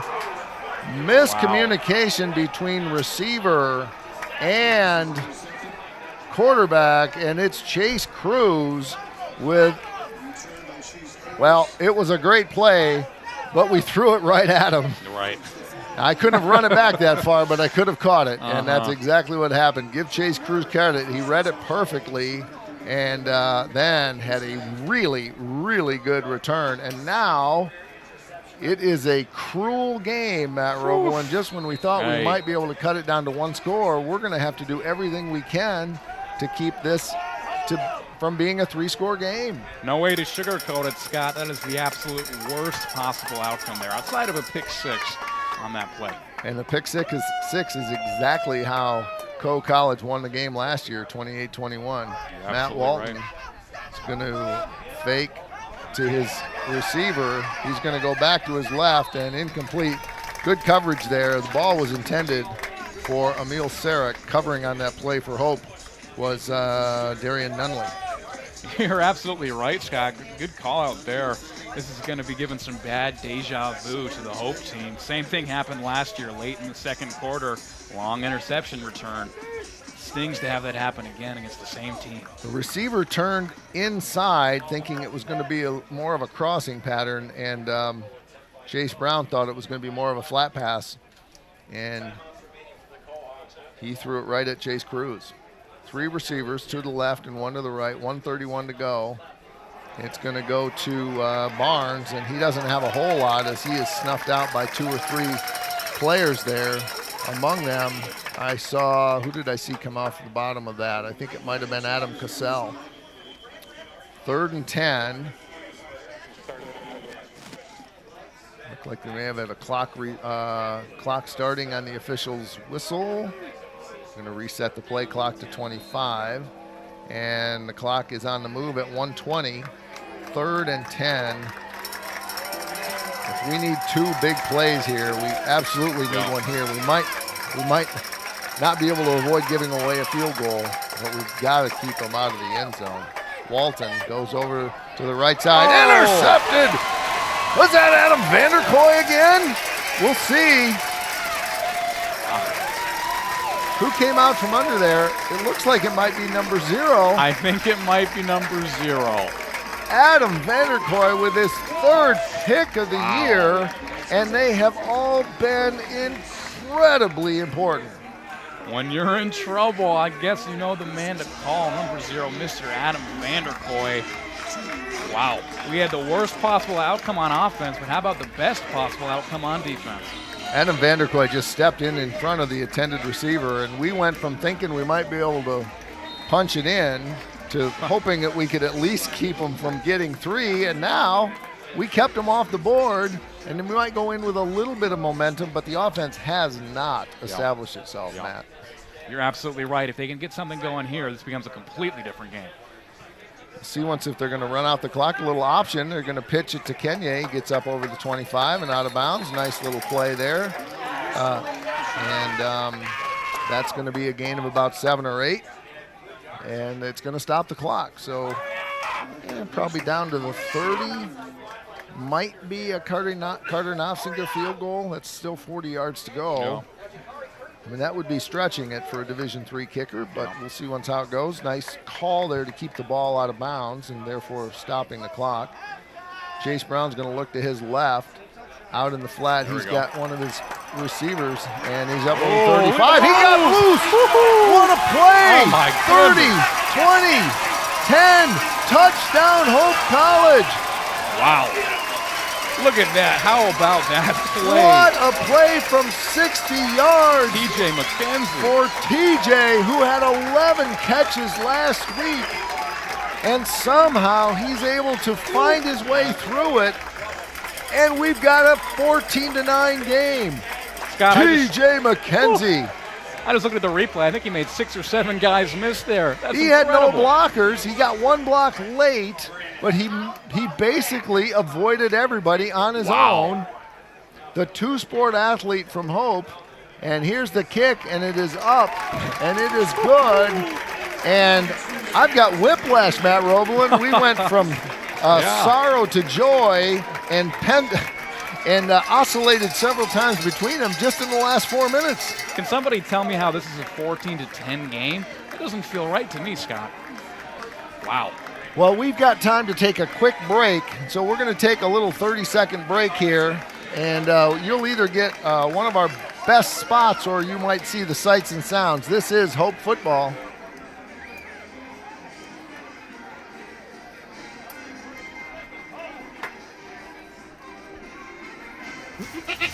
Can you hear that sound? That's the sound of a marginalized family's future filling with hope. For $60, you can change the life trajectory of a family through the gift of a goat. When a family receives a goat through Gift of Hope, they have access to nutrition and income. Visit www.rca.org/givehope to shop gifts that share Christ's love. Give a different kind of gift this holiday season. Give a goat, give hope.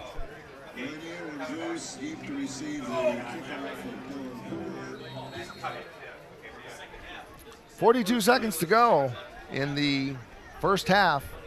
Hope has managed to keep itself alive here as Dylan Hilger, this time it does not go into the end zone, but it does ricochet into the end zone after the attempted catch of the ball by the kick return team. That's going to be down in the end zone and will bring out to the 25. And I think at this point, I think College, given that they came so close, that they got to feel incredibly depleted at this point. They were 11 yards away from going up 18 points, and now they're looking at going into halftime with just a 4-point lead. Absolutely, and let's not forget that Co won their game last week 56-7. This is the first time they've been faced with real adversity this season. What an absolute change in the game, and I just saw a highlight again from TJ McKenzie. Unreal play. Well, other than those 61 yards, I hope Co has really dominated this game on both sides of the ball. Right. So, I mean, it's great that Hope is as close as we are, but they're going to have to play better in the second half, I think. You're absolutely right, Scott. Besides that one pass to TJ, there hasn't been much at all in the passing game. So you're totally right on that one. This will be the last play. Actually, the play clock is off, so I don't think Co will snap it again. At halftime, we've got some information about the college. We're going to hear from our good folks at Lawrence and Vanderswart.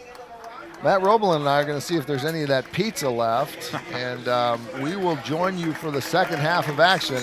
It has been an exciting battle that really Co College has dominated, but Hope College is in the fortunate position of only being one score down. It's Co College 14, and it's Hope 10. We will be back for the second half. Please stay with us. You're watching Hope Football.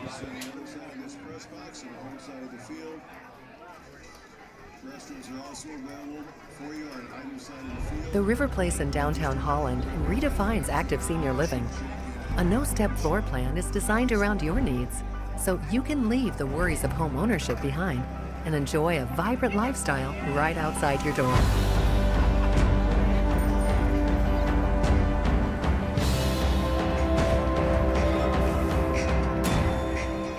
Make the River Place your home. Visit resthaven.org/riverplace to reserve yours today. Hello, I'm Trigby Johnson, and I serve as the Dean of the Chapel at Hope College. I'd like to thank you for your continued relationship with Hope. Thank you for being our people. People are what make this campus special. A people rooted in our shared faith in Jesus Christ. And in that spirit, I'd like to personally invite you to come join us for chapel every Monday, Wednesday, and Friday at 10:30 a.m. Come and join the next generation of Hope College students as we sing the old songs of the faith and some new ones. Come and enter in and experience the energy and vitality of what it is to be a Christian here at Hope College, as God shapes us to be a people of hope now and for future generations. Ladies and gentlemen, boys and girls, please turn your attention to midfield. Last March, the Hope College ice hockey team repeated as American Collegiate Hockey Association Division III national champions. Coming in, I didn't really have much experience with business. My dad's a French teacher and my mom's a nurse, and so I didn't have any super personal experience with that. I was excited to start college, but it was definitely a new step that the nerves were also there too. I was very overwhelmed. Centering myself in the business department as I got here, that was part of the reason of why I felt it was like a natural progression from high school to college. My first big introduction was Business 222. Once I kind of got into that, it kind of opened my eyes to like what is out there and how much there is that Hope can prepare me for. I joined Launch my first semester, which is a business program that introduces first-year students to the business and economics department. We met about twice a month, so it was the perfect time commitment where I wasn't feeling overwhelmed already with schoolwork on top of this. It's so important to get engaged early because frankly you come to college and we just don't think that you really have enough experience and have enough knowledge to confidently make a decision about what you want to do next. Coming in, I saw this opportunity to meet all these upperclassmen who were business majors, who had at the time so much more wisdom than I did. I first really wanted to get into business club and see what that had to offer. Getting engaged early is going to give you experiences that you can build on. It's going to help you build your professional network and relationships. You're going to be known and you will be supported, but you are in the driver's seat, and so it is going to take your stepping into this and being committed and staying engaged, because you're going to be the one that's navigating this journey and that's taking some of these next steps. And then when you do that, we'll be alongside there to help.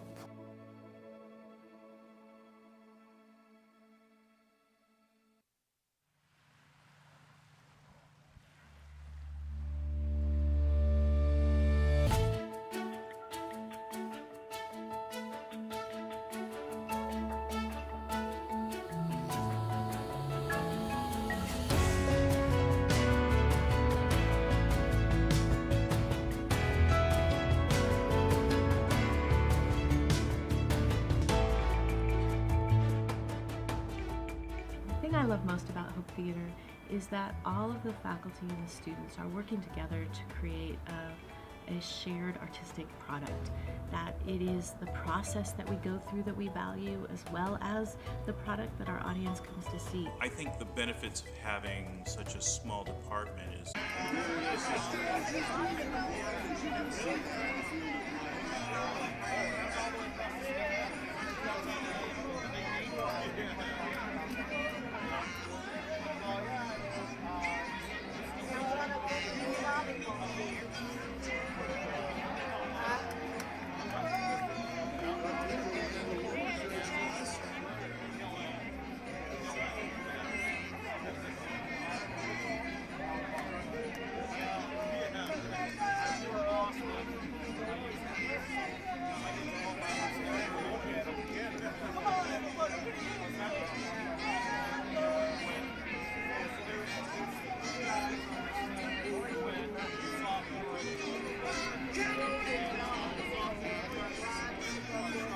Hello, I'm Trigby Johnson, and I serve as the Dean of the Chapel at Hope College.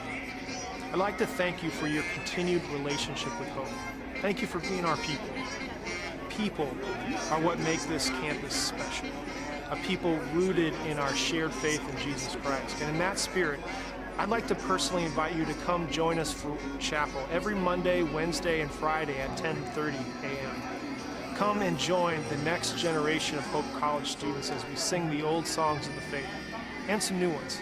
Come and enter in and experience the energy and vitality of what it is to be a Christian here at Hope College, as God shapes us to be a people of hope now and for future generations.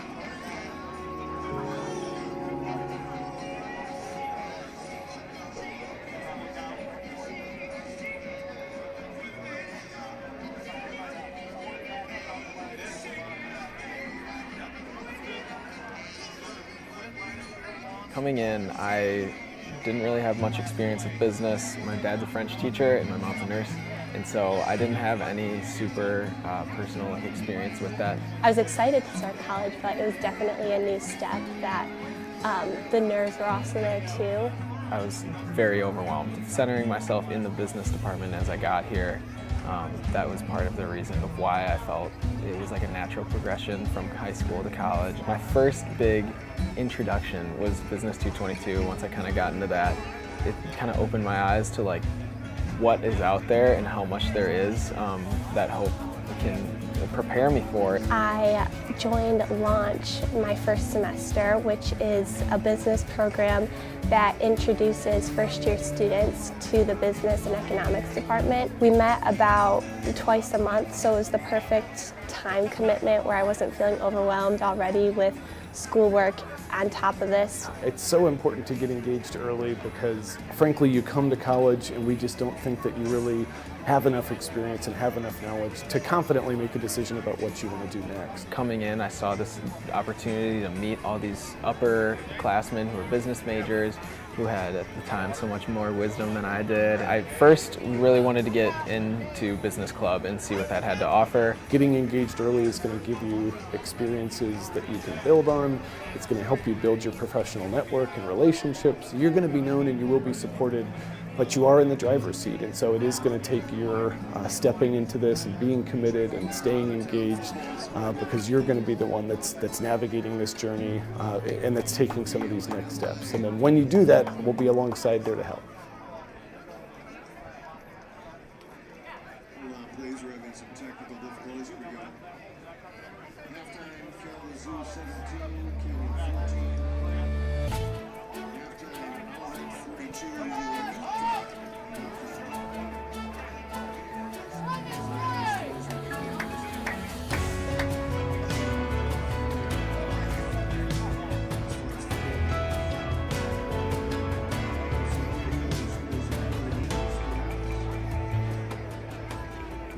The thing I love most about Hope Theater is that all of the faculty and students are working together to create a shared artistic project. That it is the process that we go through that we value, as well as the product that our audience wants to see. I think the benefits of having such a small department, obviously the one-to-one contact with the students, strengths are, challenges are, helping them to We're recognized as a department that asks important questions. We have a very special community of our students. They're smart across the board, but they're also really dedicated. You don't have to be a major or a minor to be a major. You get to work with people from all disciplines. Quite often, you can have a chemistry major working on a production with you, and an English major are just as talented and working together to create great things. I love Hope College Theater because everyone cares about one another. Everyone's so supportive and great with each other. It's a small department, so we're all really close to each other. Everyone's doing their best work. Hope College is just a really great place to be. Plus, it's a bonus to be in Holland. We're just a short walk from downtown 8th Street and a quick drive from Lake Michigan, so it's just a really great place to call home. We're very proud of the curriculum that we can offer at Hope Theater. We have a very wide range of courses, so a very holistic approach about theater education. So we're offering classes in acting, performance, in design, in directing, in stage management, playwriting, musical theater.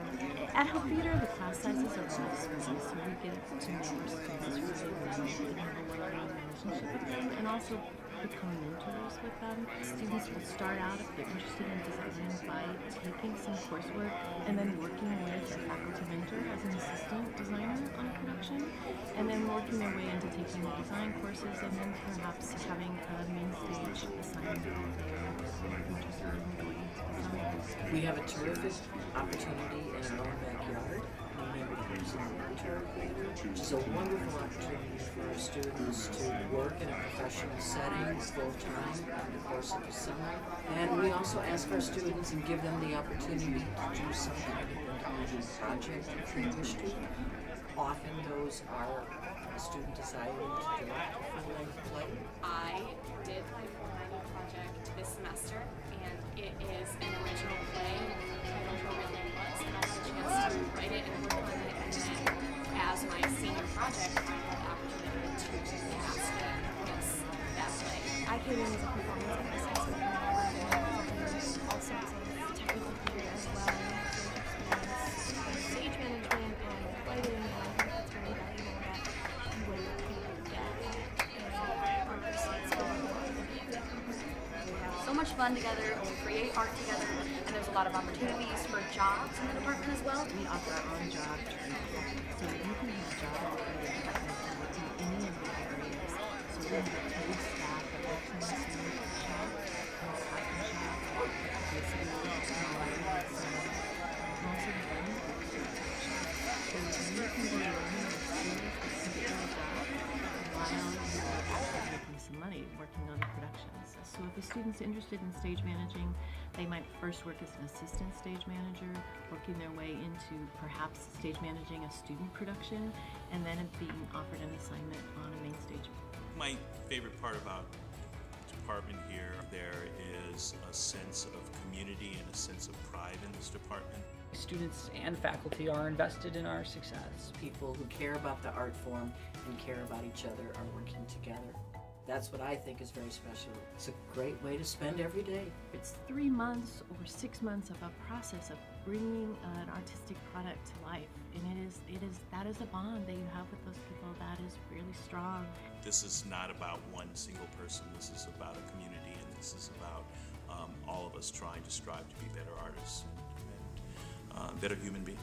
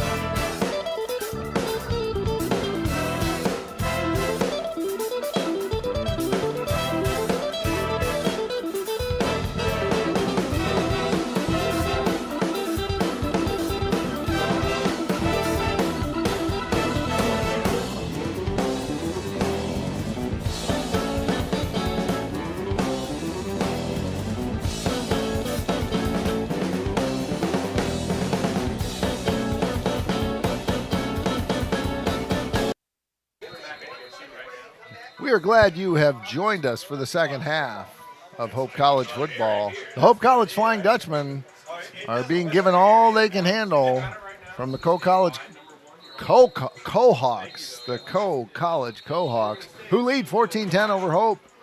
Scott Vanderstoop, Matt Roblin. Matt's been spending his halftime digesting pizza and the first half statistics. We don't need a pizza report, Matt, but we'd love to hear what you digested from those first half statistics. Well, I know you don't want a pizza report, but I'll give you a quick one anyway. It was good. Now on to statistics. You know, Scott, this is going to be a 21-3 game, but it's 14-10 instead because of that last-minute interception and touchdown. Looking at the stats, what sticks out? Interceptions. How about the one from Adam Vanderkoy that was so timely? Looking at Hope, they've had some success on the ground. Kenny Houston put in 43 yards. Looking at the receiving, it's TJ McKenzie. He's the one player who makes this game close right now with his incredible play, making about 6 or 7 Co-Hawks miss. Now, if you look over to Co and their stats, Matt Walton has put over 100 yards through the air, which is all right. They've been able to get some work done. Dominic Shepperson has been targeted 10 times, so expect him to be targeted more in this second half. Chase Cruz and Carter Nofziger, fun stats for today, a lot of punting, and for the most part, the punts have not been that pretty, but Carter Nofziger had one 60-yard punt that ended up being huge for field position for the Dutch late in the second quarter. One of that sort of began the sequence of events that ended with the TJ McKenzie touchdown. Well, we had had some earlier reporting from the press box that the air conditioner, although functioning, has indeed not impacted your web stream announcers, as we are on the far southern part of the end zone, southern part of the press box, eclipsed only to the south by the Co-College press box. And that we've got some new reporting on that, Matt. The coaches in the press box have just opened the window. Oh, wow. So that we'll keep you updated on that. The other thing is I spent some time down on the field at the half, and you think it's hot up here, try spending a few minutes down there. So last week we had a lot of cramping from both teams, and it's similar weather. So stay hydrated, man. It is going to be a grind, as Hope is 2-0 in coin tosses, which means they get the ball in the second half, and that ball is picked up at the 15-yard line up over the 20 by their kick returner, Carter Knopfinger, and Hope will take over 1st and 10 at their own 24-yard line. And Scott, let's not forget, Co won last week 56-7, and if you look at the stats, look at the game, right, a lot of their players did not even play in the second half. So this is actually going to be the first full game for a lot of these starters. Very good point. They rolled over Cornell of Mount Vernon, Iowa, 56-7, as the Hope offense comes out on the field. Led by Chase Brown, player of the week last week, 465 passing yards. Shut down by the Cohawks defense, much more notably in the first half today. Single setback, play action, pass complete out on the left side, and I think that is TJ McKenzie, number 3, who picks that up. And nice little pitch and catch. Good way to start the second half. We'll call it 2nd and 5. Yeah, that touchdown to TJ McKenzie really messed with the stats. That actually gave Brown more passing yards than Matt Walton for that first half. And if you watch the game, you would not think that at all. That was the only successful pass play really the Dutch had that whole first half. Terrell Harris is in the slot. McKenzie is to the left. And the handoff's going to go to Houston up the middle as he pounds his way up over the 30. And it's going to create a 3rd and short possibility. And, hey, this is good to see Matt Lou Beckler, the H-back who got hurt early on, making his way back into a round of bells from the reliable Hope College Bell Choir, Bell Football Choir, as they will ring that bell. Beckler will join Brown in the backfield. Harris and Rampersand to the right. Correction, McKenzie and Rampersad to the right, and the pitch it's going to be an option play. They're going to pitch it to Beckler up over the 35 for a first down. Lou Beckler puts his head down, and correction, that's Daniel Romano. I apologize, Daniel Romano. I thought it was Beckler, but Beckler is indeed 38. So Daniel Romano picking up 8 yards and a first down. We haven't seen a lot of Romano, but he's a power runner. Oh, yeah, absolutely. And they've went to that option play a couple times now, Scott, and it's played out for them pretty well. Rampersad to the right. McKenzie and Harris to the left. Romano, and bad snap, but I think it might have been. We'll see what it is.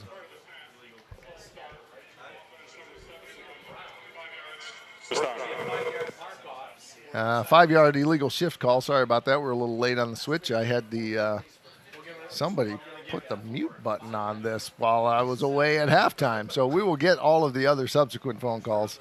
In his defense, he did tell me, our executive producer did tell me, make sure you take the mute button off before you volume up. 1st and 15 from the 34-yard line.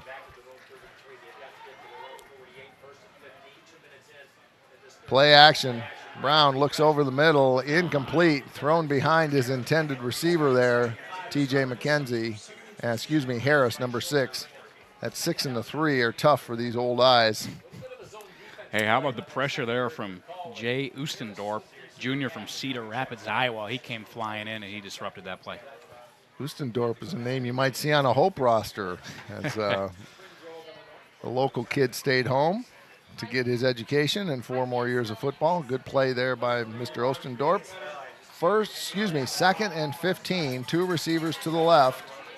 Romano takes the handoff, tries to pick his way up the right side, and doesn't have a whole lot of luck. Stopped at the 34-yard line.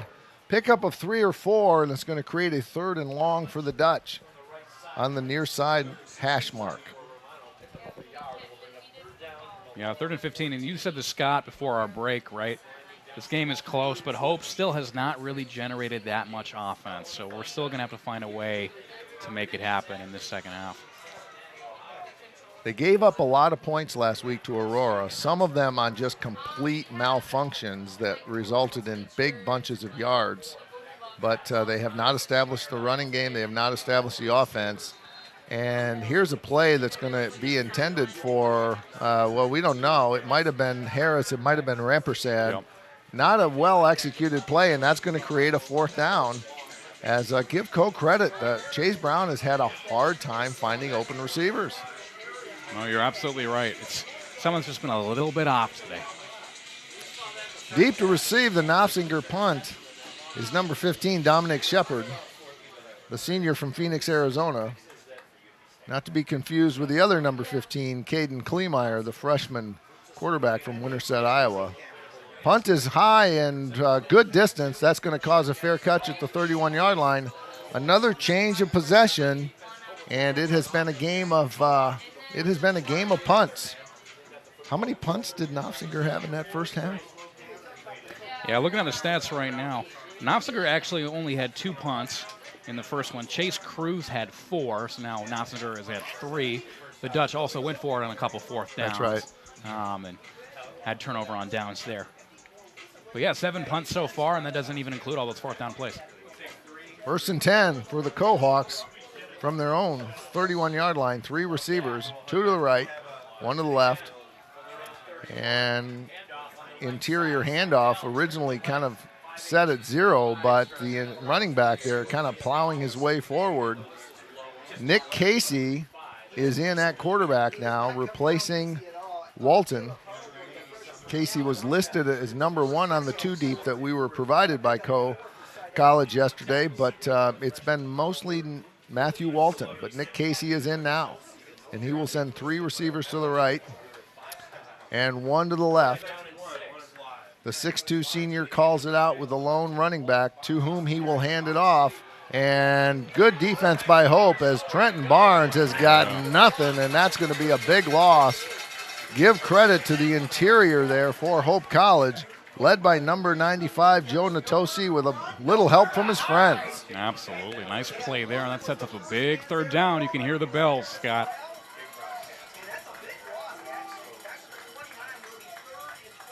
Casey looking over to the sideline to pick up the play. He's going to have 4 receivers. Barnes is his running back. And on 3rd and 12. He gets flushed out of the pocket. Wow. He's got some room. He's going to outrun the defensive lineman. He's up over the 45. He's over midfield. We got a late flag. And this is going to turn out to be a bad outcome for the Flying Dutchman. Give credit to Nick Casey. It was a coverage sack, but Casey slipped through and picked up 20 yards. Late hit out of bounds, number 2 defense. 15 yards from the end of the run, 1st down. Ooh, another big penalty. Hope had a few of them last week as well. So that's going to move the ball all the way down to the Hope 31-yard line. 1st and 10 for the Cohawks. That's one of those things it's just hard to be ready for. They switch a quarterback. He's more mobile. He goes on the run. Hard to be prepared. And right there, nice run by Casey. Did not see that from Matthew Walton, but you did see it that time from Nick Casey. Handoff up the middle is going to go to Barnes, and he is stood up after just a short gain. Several players in on it, coming off the bottom of the pile. I think we're gonna call. I think we're gonna have the nose guard on that. Let's give credit to Caleb Parlberg, 94. 2nd and 9. Walton rolls to his left and intended that time for number 15, Shepherdson, but that ball was just out of the reach of Shepherdson. That will bring up 3rd and 9. And once again on this drive, it's another 3rd and long. Last time it was a 21-yard run and a 15-yard penalty. It can't be any worse than that this time, can it? I don't know, Scott. You might need to knock on wood after that one. 3rd and 9. Coe College has stepped up big when they've needed big plays. 4 receivers for Casey. Play action. He's got pressure going deep, intended for his wide receiver, number 11, Logan Wynn. And Casey had to hurry as the defensive line from Hope College just really put the wood to him. Might have been Matthew Anderson. Absolutely. Matthew Anderson was right there. That's big. 4th down in 4-down territory. Coe will go for it from its own 30. 9:46 to go. Scott, what do we call this part of the field? No, I'm not taking the bait. It's 4-down territory. I don't want to get like a copyright infringement for someone else who may have previously said magenta zone. But if I see it on, NFL or something, I might have to countersue. Over the middle, it's complete. Down to the 15, down to the 10. It's Dominic Shepardson with a 1st down from Nick Casey, who dropped back, stood in under pressure, and they pick up the 1st down. Yeah, that's all about poise and finding Old Reliable where you need him. Hope brought the house, and they were right there. That's nicely done. Single coverage on Shepardson, and he was able to slip free. 1st and goal at the 9.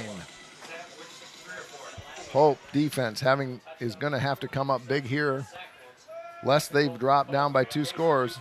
Casey's going to keep the ball and follow his right side lineman and get a couple down to maybe the 7. That will bring up 2nd and 7, and we have let's see, official stoppage of play momentarily as a player whose helmet fell off is going to have to remove himself per rule for 1 play. And that's going to be 2nd and 7, 2nd and goal. Walton back in the game. He is indeed, Matthew Walton. Coe mixing quarterbacks. 2 receivers to the left. Shepardson goes from left to right, and the handoff is going to go to Ray Seidel, whom we haven't heard from as much in the 2nd quarter. He was getting the ball in the 1st quarter, and then the 2nd quarter it largely went over to Trenton Barnes. Nice run, picks up 3. They're down to the 4-yard line. It's 3rd and goal. Coe College with 2 chances to punch it in, not to get too ahead of ourselves, but if Hope can stop them, would Coe go for the field goal? This is one of those big plays in these grinder games. Nick Casey back in. He's going to look. He's going to look to his left. Right there. He's got Shepardson, and he's put down in the backfield on a single-handed tackle by, who do we have there? I think that might be Muhammad Kamar. It is Muhammad Kamar, number 13. I'm so used to, I almost said tackle by Chase Brown. Well, that didn't happen. 2 13s coming up big. Chase Brown on offense, and Muhammad Kamari with an open field tackle in space, and he did it all by himself. Muhammad Kamara, Kalamazoo's finest, and how about the takedown too? A little bit of style at the end of the play. And hey, to answer your question, they're going for the field goal. They are indeed, probably because Kamara sacked Shepard's for a 6-yard loss. I think we're going to have a timeout. Timeout, Coe. It's their first timeout of the 2nd half. Interesting. Well, Coe wants to make sure they get this right. It's 4th and 11. Hey, Bryce, do we have a 30-second we could go to right now? We will do that, but we will not miss that field goal. This is Hope Football. We'll be right back.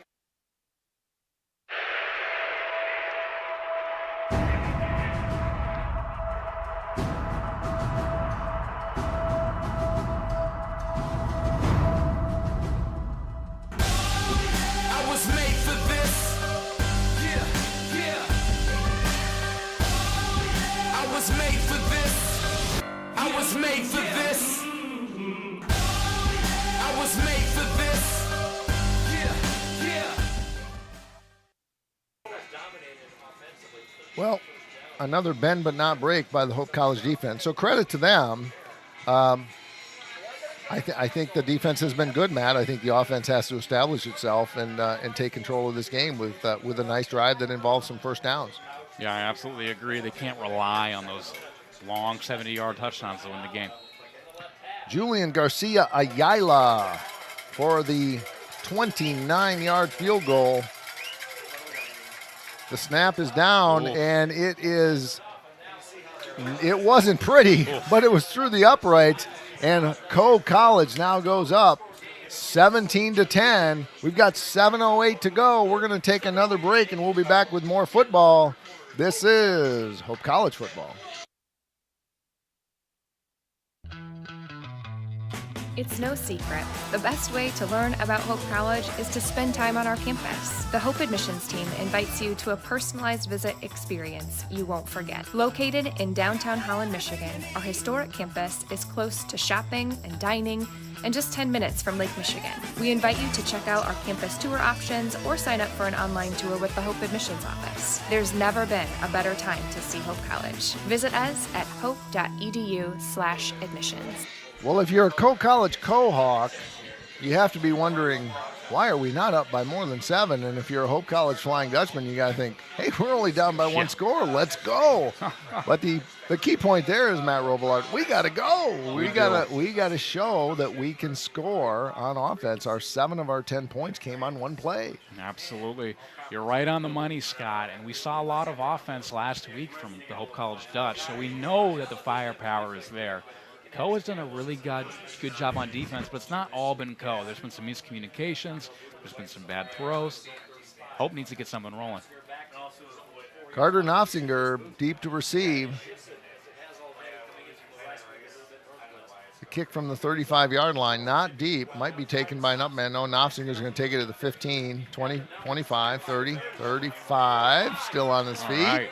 Nice little return to get Hope into some decent field position at their own 37-yard line. Field position is great, but we got to put some first downs together here. 7 minutes to go. It is the opportunity, I think, for the Dutchmen to establish and take control of this game, much like in the fourth quarter they took over the game against Aurora, because they were down by 17 and they just dominated on both sides of the ball, and it took them until the final minute, but they were able to do it. Well, and one thing, Hope started off with some strong running on the first 1 or 2 drives, Scott. Since then, they've not been able to run the ball, and we all know that makes passing it harder. We'll see if they try to generate the run game or if they just go straight to the pass. 3 receivers for Chase Brown and 1 running back. Play action to Kenya Houston, and that ball is swatted down and almost that would have been a highlight reel play by Cedar Rapids, Iowa's own Jay Ostendorp, who just put his paw up, and Chase Brown kind of threw it right into his face mask. I don't know if we have a replay of that or not, but that was almost a crazy pick 6. Yeah, wow. All right, time to regroup. Figure it out. Get a good, reliable play here on second down. Ian Rampersad in on the right side, standing at the near hash. Chase Brown in the pistol. Play action. He rolls to the right. He finds a receiver. Caught by Knopfinger, but jarred loose. Excuse me, that's Hoagland, their tight end, who was not able to hold on after a big hit. Eric Hoagland had his paw on it, but just couldn't bring it in. Credit the defense there of Co. It'll be 3rd and 10. Ben Adelsberger, he's been all over the place. Nice hit.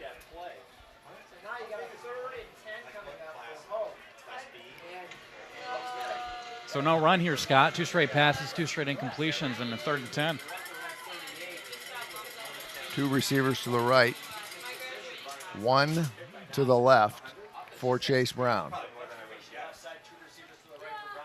Straight drop pack. He looks left, now he looks right. Had Rampersad, but he overthrew him, and that's going to bring up 4th down. Still, I would say fits and starts, but there haven't even been starts, as it's just really, the offense has been stalled. We got 10 points, and we're only down by 7, but Hope will have to continue to try to turn the tide here, as it will be another 4th down and another appearance by Carter Knopfinger.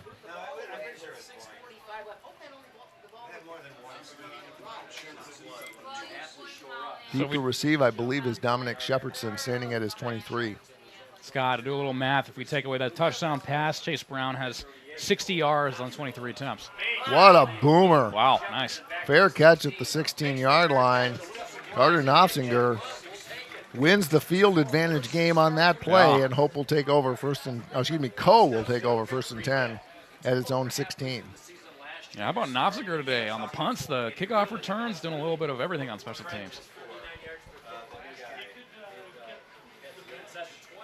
6:38 to go. This is the last home game for a while. Hope will go on the road for 2 games, including next weekend. One of them in St. Paul, Minnesota, for against the University of Northwestern. They came here last year, and we will be returning the favor. And we will be joining you again in league play back here at Ray and Sue Smith Stadium. Trenton Barnes up over the 20-yard line, gets to the 23. Nice first down carry, 6 yards. It'll be 2nd and 4.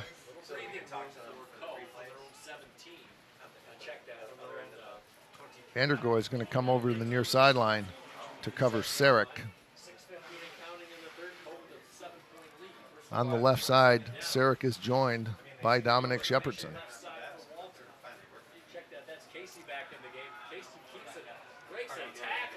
Wow, running hard there.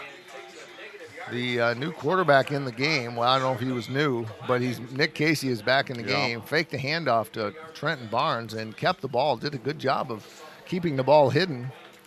Pickup of 1, maybe 2, and it'll be 3rd and 3. Another opportunity for Hope to try to get the ball back, but it is 3rd and short.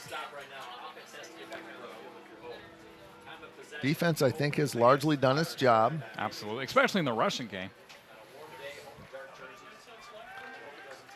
One receiver to the right. There are 2 running backs for Casey. Casey's going to keep it himself and try to pick his way forward, and boy, I think he got it. He's up to the 28, 29-yard line, and that is the power of having 2 quarterbacks. Nick Casey has established himself today as the running quarterback, and on 3rd and short, he just kept it. Looked like a Little League rocket football play, and he got 3 yards, 1st and 10.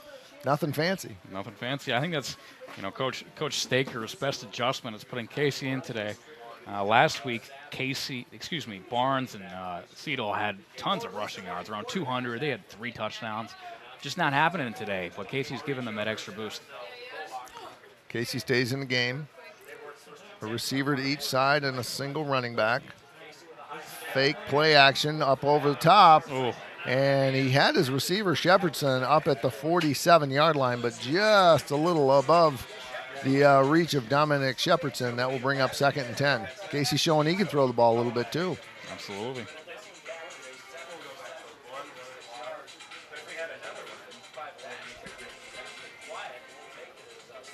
Ray Seidel is his running back. The receivers on the near side are Sarek and Shepardson. And one receiver heads out to the right. Looking to the right, looking to his left, and it is incomplete.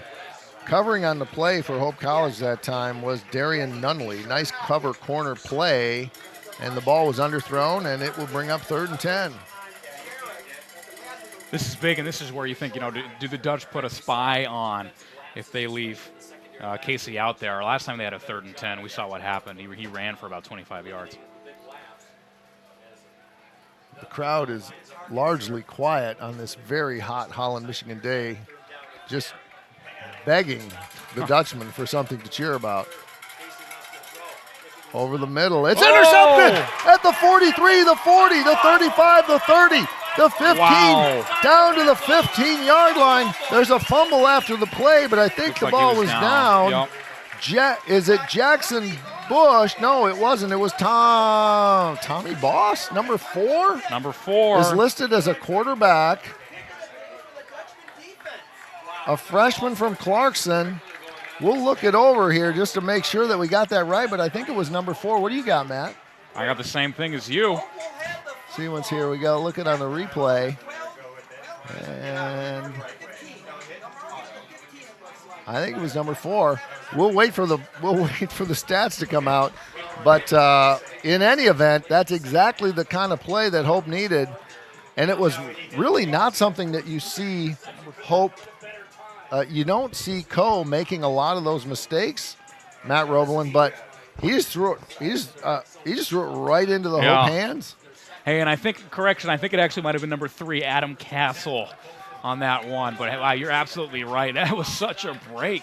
Thanks to our crack staff here behind us saying, Scott, it wasn't number 4. He's a quarterback, for heaven's sakes. Kenya Houston driving hard inside the 10-yard line, inside the 10 to the 8, and it's going to be a gain of 7 for a 2nd and 3, and we have an injury for Coe as the athletic training staff will come out.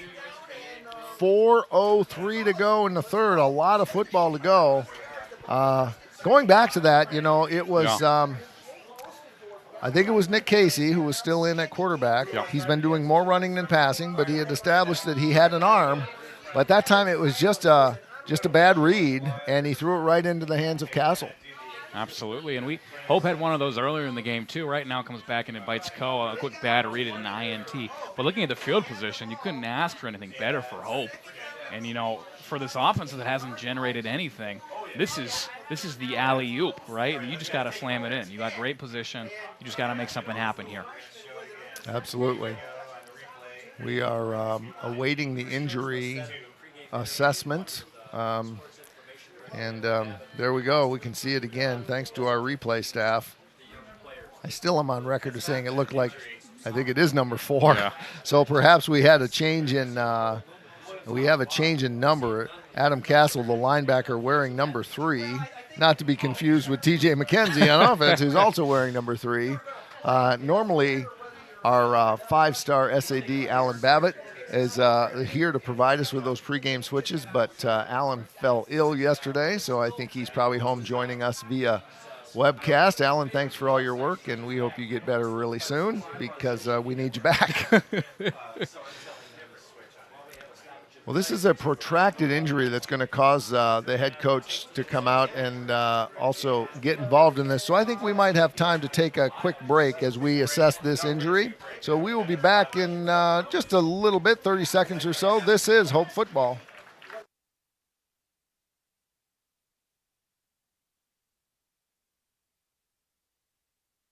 The River Place in downtown Holland redefines active senior living.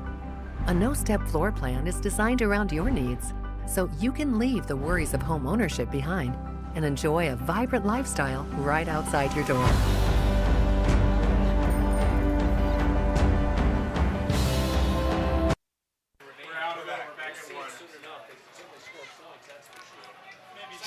Second and 3 at the 8-yard line for Hope College, looking to punch it in and tie it.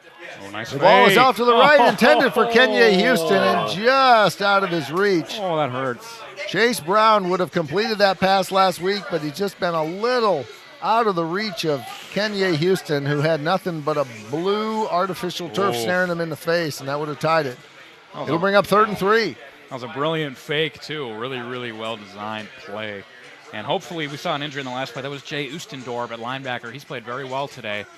He got out very gingerly, so hopefully he'll be all right.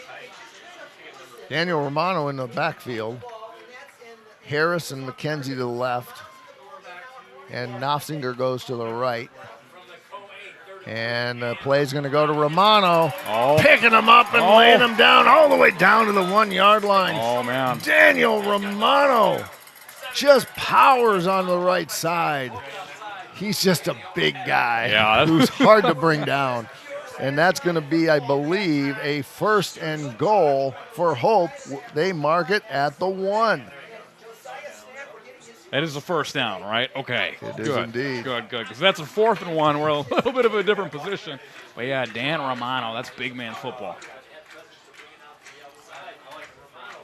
16 on the play clock. Team getting settled after they get the play in from the sideline. And into the game now in the backfield with Hope is number 88, Chase Franti. And the ball's loose. Romano gets in very close. And it is right at the plane. And they call it Wow. in. Touchdown, Hope on the delayed call. Daniel Romano breaks the plane from 1 yard out. And Hope is within 1 point. Hey, you'll take it however you can get it, Scott, and that is definitely not how it's drawn up. But you need a TD, you get a TD. That's shades of an Andrew Luck play against the Chiefs in a wild card game about 10 years ago, where there's a fumble off a running back, Luck picked it up, ran into the end zone. You'll take it how you can get it. The other number 4, Tommy Boss, to hold. And it's a bad snap, and he's able to get it up and in the spot. And Dylan Hilger has the presence of mind to time it perfectly despite the bad snap. And we are tied for the first time since 0-0. It's Hope 17 and Co 17. We're going to take a short break. We will be back. This is Hope Football.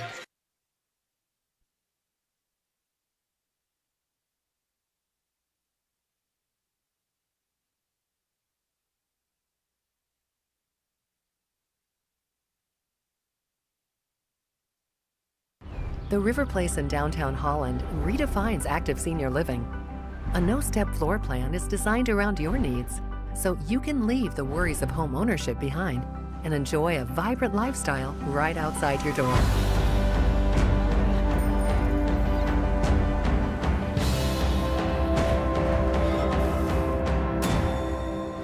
Make the River Place your home. Visit resthaven.org/riverplace to reserve yours today. Hope College with a little bit of good news in the third quarter as they are able to punch it in and put their second touchdown and third score on the board today, and they have tied the Co-Hawks of Co College, who have led ever since they first score went on the board at 7-3. And there's another Dylan Hilger that's going to go into the end zone, and that means that Co will take over 1st and 10 at its own 25-yard line. Wow, how about the fumble Ruski, as our video man Phil Blau called that last touchdown. Dan Romano with a nice run on a third down to get Hope down to the 1 yard line and then capitalizing off of that fumble. 17-17, it's such a weird game, Scott. It is, and I don't know how to describe it any more technically than that. It's a game that I think if Hope were to pull this off, I think Co's going to be scratching their head all the way back to Cedar Rapids, because they really have been the better team through about the first 37 minutes or so. But now we'll see if Hope can maintain this momentum after they just punched it in on the 1 yard Romano run.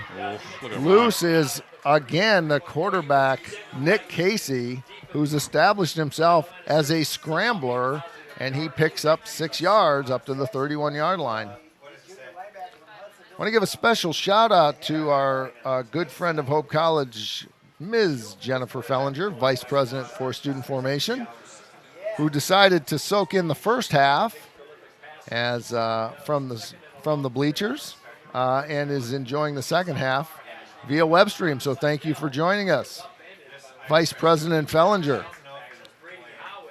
There's a line, there's a power drive up the middle by Trenton Barnes, and that's very close to the first down, but just a little short. It's going to bring up 3rd and 1. And they've kept Casey in. You know, Walton was so effective. You wonder if Co saw something as an adjustment that maybe they could do a little bit of changing of strategy in the second half, because it's been mostly Walton, and he's going to keep it. And that's how he makes his living. He needed 1 and he got 2.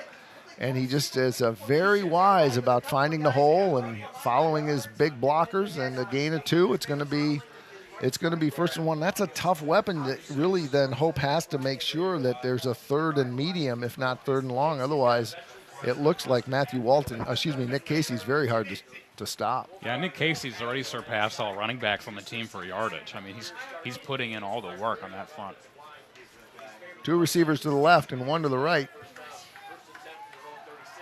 And that's intercepted by Hope.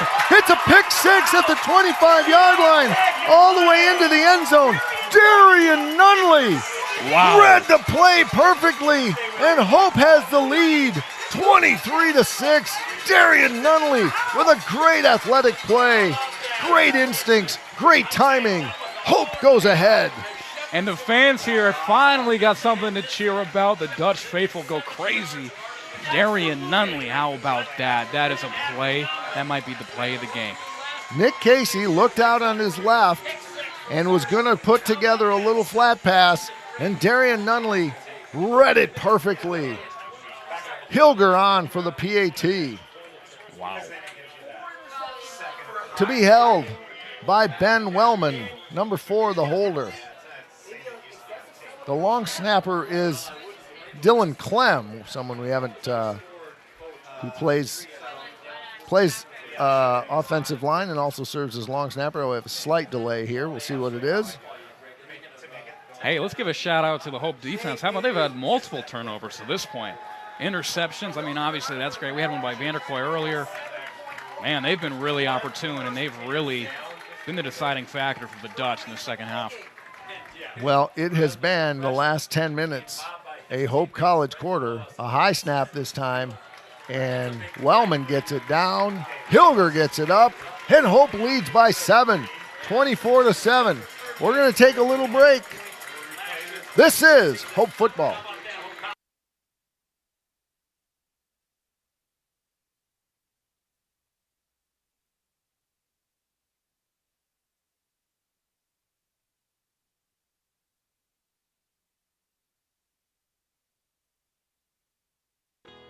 My name is Evan Thomas. I'm a rising senior at Hope College. I'm a biology major and a chemistry minor on the pre-med track, and I play basketball here. Hope's really defined my goals and defined the path I want to set for myself. Coach Mitchell has been a big catalyst in my growth here at Hope, as well as many professors, specifically my lab professor, Dr. Calvo. I hope to use what I've learned here at Hope to continue my research in medical school. Through medicine, I hope I can erase healthcare disparities. I'm Ryan Vanderswart. As an invested community partner, LBZ is proud to help share Hope College's stories of transformational impact. Well, a special thanks to Lawrence and Vanderswart who make this broadcast possible. That was a really great clip they put together. And small fun fact, that video was partially produced by my guitar teacher, Mr. Dave Purnell. Oh, wow. 57 years old. I decided to pick up the guitar. Where was I for the last 50 years? An unsporting conduct call on Hope.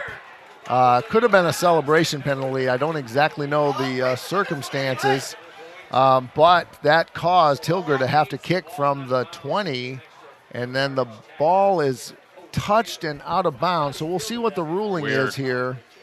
We'll wait for the call. I think we need, let's see here. I think we need your PhD here, Scott. Yeah, well, I've never roughed it down in football, so we're going to just listen to the experts here.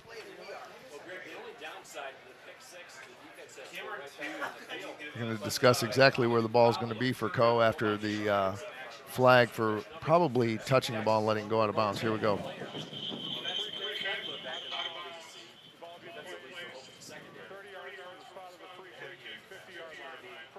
Wow. Ooh, boy, that's tough. Wow. So actually the ball was determined to be out of bounds. Kicking the ball out of bounds is a 5-yard penalty, but under the circumstances, it's the spot of the free kick or the 50-yard line, whichever is farthest away, if I'm understanding that correctly. But, boy, that's a tough break. Coach Peter Sturzma is really frustrated with that because it looked like the co-receiver touched the ball before it went out of bounds. But we're a long ways away, and we didn't see it as closely as the downfield official did. It's 1st and 10 for the Go-Hawks. Wow. With great field position right at midfield. The weird game gets weirder. Handoff up the middle. It goes to Trenton Barnes, who picks his way forward for a couple. In on the play, among others, was number 55, Connor Nazliski. 2nd and 8. They got, is that a new QB? Is that Carter Mask out, number 5? Looks like it. That is a good call. A junior from Waterloo West High School. All right, 3rd QB of the day. 2nd and 8. Good pickup, Matt. Over the middle, it's complete and brought down right away with no gains after the catch. The receiver was number 4, Cooper Zeck, the tight end, and there is no gain, maybe a yard on that play, as a great open field tackle will be 3rd and 7. Yeah, I think that was Andrew Debris. That's nice. Way to bring him down. So interesting to see the QB rotation today, Scott. I agree. I don't know enough about football, and I don't know enough about this team. But 3 quarterbacks in a game this close is interesting. Back now is Mask. He finds his receiver at the 40. It's a first down, complete to Emil Sarek, and it looked like he was scrambling. He had to throw it sidearm to avoid the rush. And Mask making his first series appearance. Carter Mask, a junior from Waterloo. And that is the end of the 3rd quarter. We've played 3 quarters. We got 1 more to go. The score is Hope 24 and Co 17. We will be back. This is Hope Football.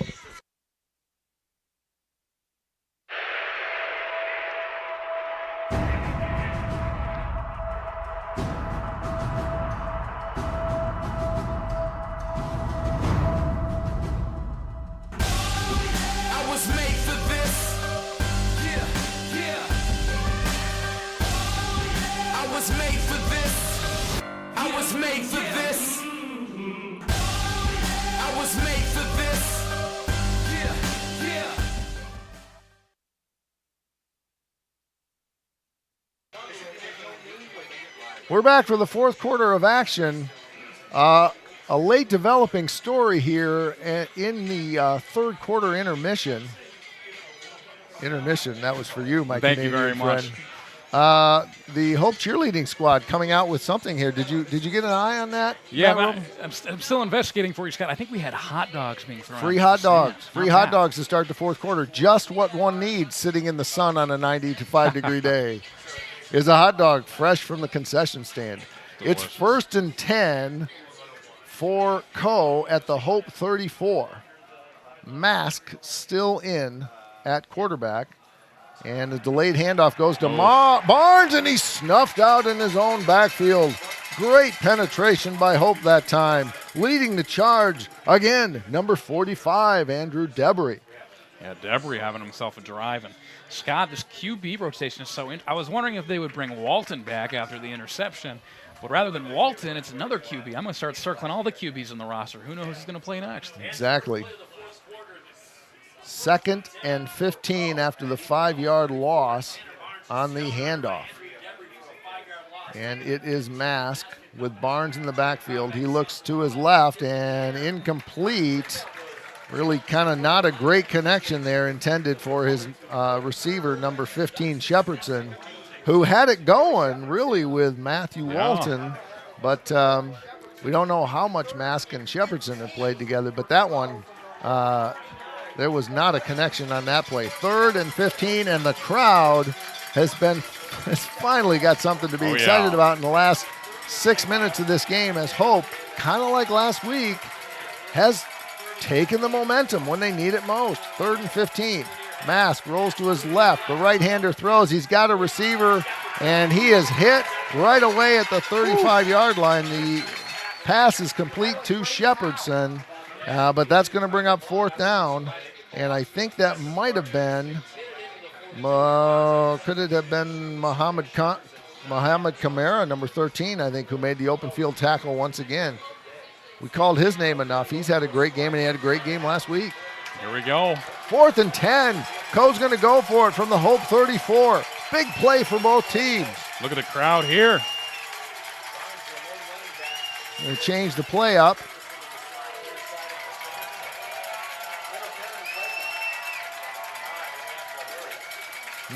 Carter Mask drops. He's being pressured. He gets rid of it. It's picked off at the 35-yard line, the 40, the 45, the 35, and he's brought down at the 40. Intercepted by Hope. Adam Gill. Number 32, Adam Gill, with a huge interception on 4th down. And the momentum continues to swing Hope's way as they hold the Cohawks and take over on an INT. Hey, how about that Hope College defense? Absolutely putting on a clinic in the second half. They have done their job and then some.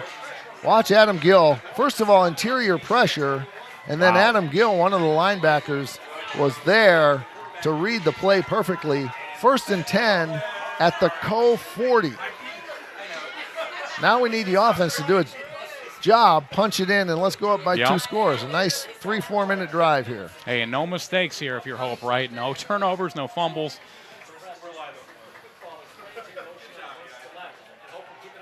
Eric Hoagland goes in motion. The handoff, plowing forward is Kenya Houston, and he'll pick up about 5. He's another big fella. He and Romano are just loads to bring down, and you got to wonder, Matt, like I know both teams are tired, but right now these Co-Hawks have to try to bring down 2 very big running backs. Yeah, and I mentioned this earlier, Scott, right? Like a lot of these players weren't necessarily playing in the second half of the first game. I wonder if that's playing a factor as well, if some of these players are having their first full game action, especially on a hot day like today. Chase Brown with Houston in the backfield to his right. 3 receivers to Chase Brown's right. Chase takes his mouth guard out to call a play. The defensive line makes some shifts, and there was just a lot of chaos there, and enough chaos that Hope College is going to call a timeout. Smart play by Peter Sturzma. So we will take a timeout too. The first Hope timeout of this half. They lead by a touchdown. We'll be back. This is Hope Football. Can you hear that sound? That's the sound of a marginalized family's future filling with hope. For $60, you can change the life trajectory of a family through the gift of a goat. When a family receives a goat through Gift of Hope, they have access to nutrition and income. Visit www.rca.org/givehope to shop gifts that share Christ's love. Give a different kind of gift this holiday season. Give a goat, give hope. Hope College with a 2nd and 5. They decided to call timeout as they wanted to make absolutely sure they were going to get that play right. Their first time out of the half. Matt Roble and Scott Vanderstoop. Big drive here. Yeah. Time for the offense to go to work. Absolutely. Defense has done its job.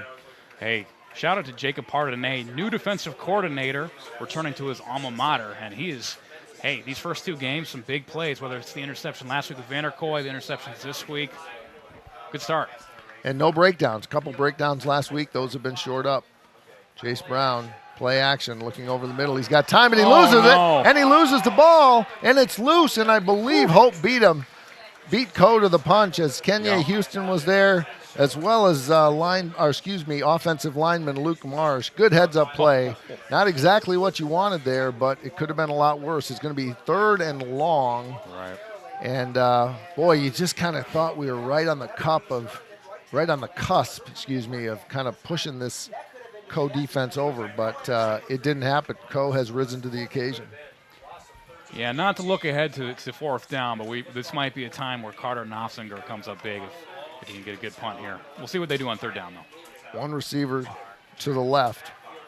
That's McKenzie. 2 to the right. Brown, straight drop back, little screen pass over the flag down. Over the middle to his tight end Hoagland, and there is a flag. I think it's got to be an illegal block, perhaps. Yep.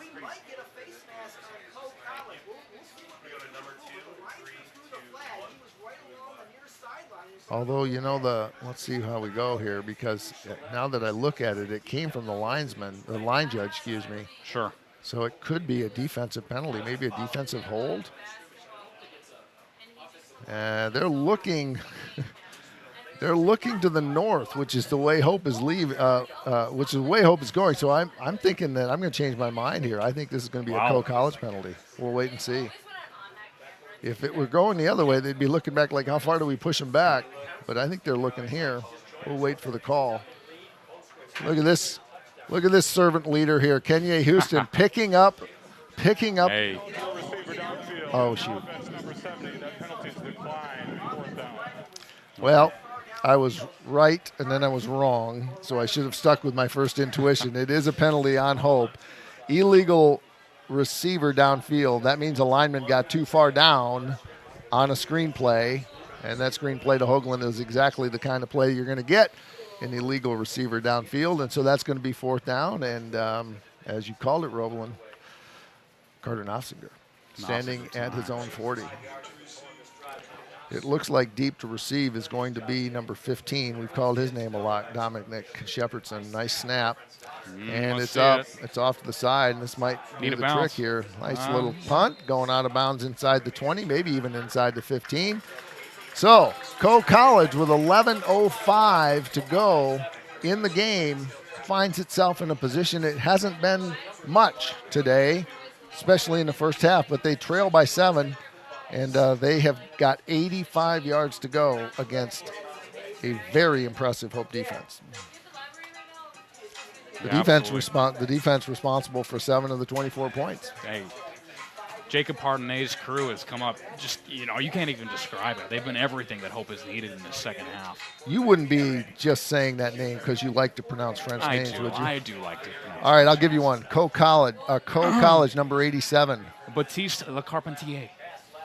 From Minas, France. Wow. There we go. I don't know if awesome. you made the trip, but we need to pronounce that name. Got a flag on the play. It looks like it's going to be holding, maybe illegal procedure. Holding. Offense number 73. Penalty half the distance goal from the previous spot. That hurts. An untimely penalty for the Cohawks, going to bring it down to probably the 8-yard line. Inside the 30, it's a half the distance if it's more than half of what it is. And so they're going to pace off about 7.5 or 8 yards. So it's going to be Coe College, if I'm seeing that correctly, 1st and 17 or so on their own 7. Yeah, nothing going right for Coe. I think that I see Nick Casey back at QB, Scott. Thank you. Good get. Nick Casey, number 17, in with 3 receivers. Drops back to his own end zone. He's got time. He's going to go deep. And it's intended for number 11, and it's picked off. It's picked off in midfield on single coverage by, you called it, no, it's not number 0, it's number 4. Number 4 is Adam Castle, the sophomore linebacker. It's not that way in the book, but that's what we've been told. What a play on single coverage. It was intended for number 11, Logan Wynn. They were going to go for it all right there, Matt Roblin. No sustained drive. They were going to try to catch Hope off guard. They did not. Hope College with the turnovers back to back to back. Everybody getting involved. And I wonder, for Coe and their offense, switching these QBs, if they're just not able to get into a rhythm in the second half. We saw Matt Walton in the first half get into a good rhythm. He was going with Shepardson, right, back and forth. None of that in the second half. Yeah, I don't have an explanation for it. Kenya Houston gets hit at the line of scrimmage and is able to pick up a couple yards down to the 46. It's a gain of 2. In on that play, among others, is number 65. That's Jamarcus O'Banner. He's a senior from Park Forest, Illinois. And he is the only number 65, so I am positive it was he. 2nd and 8.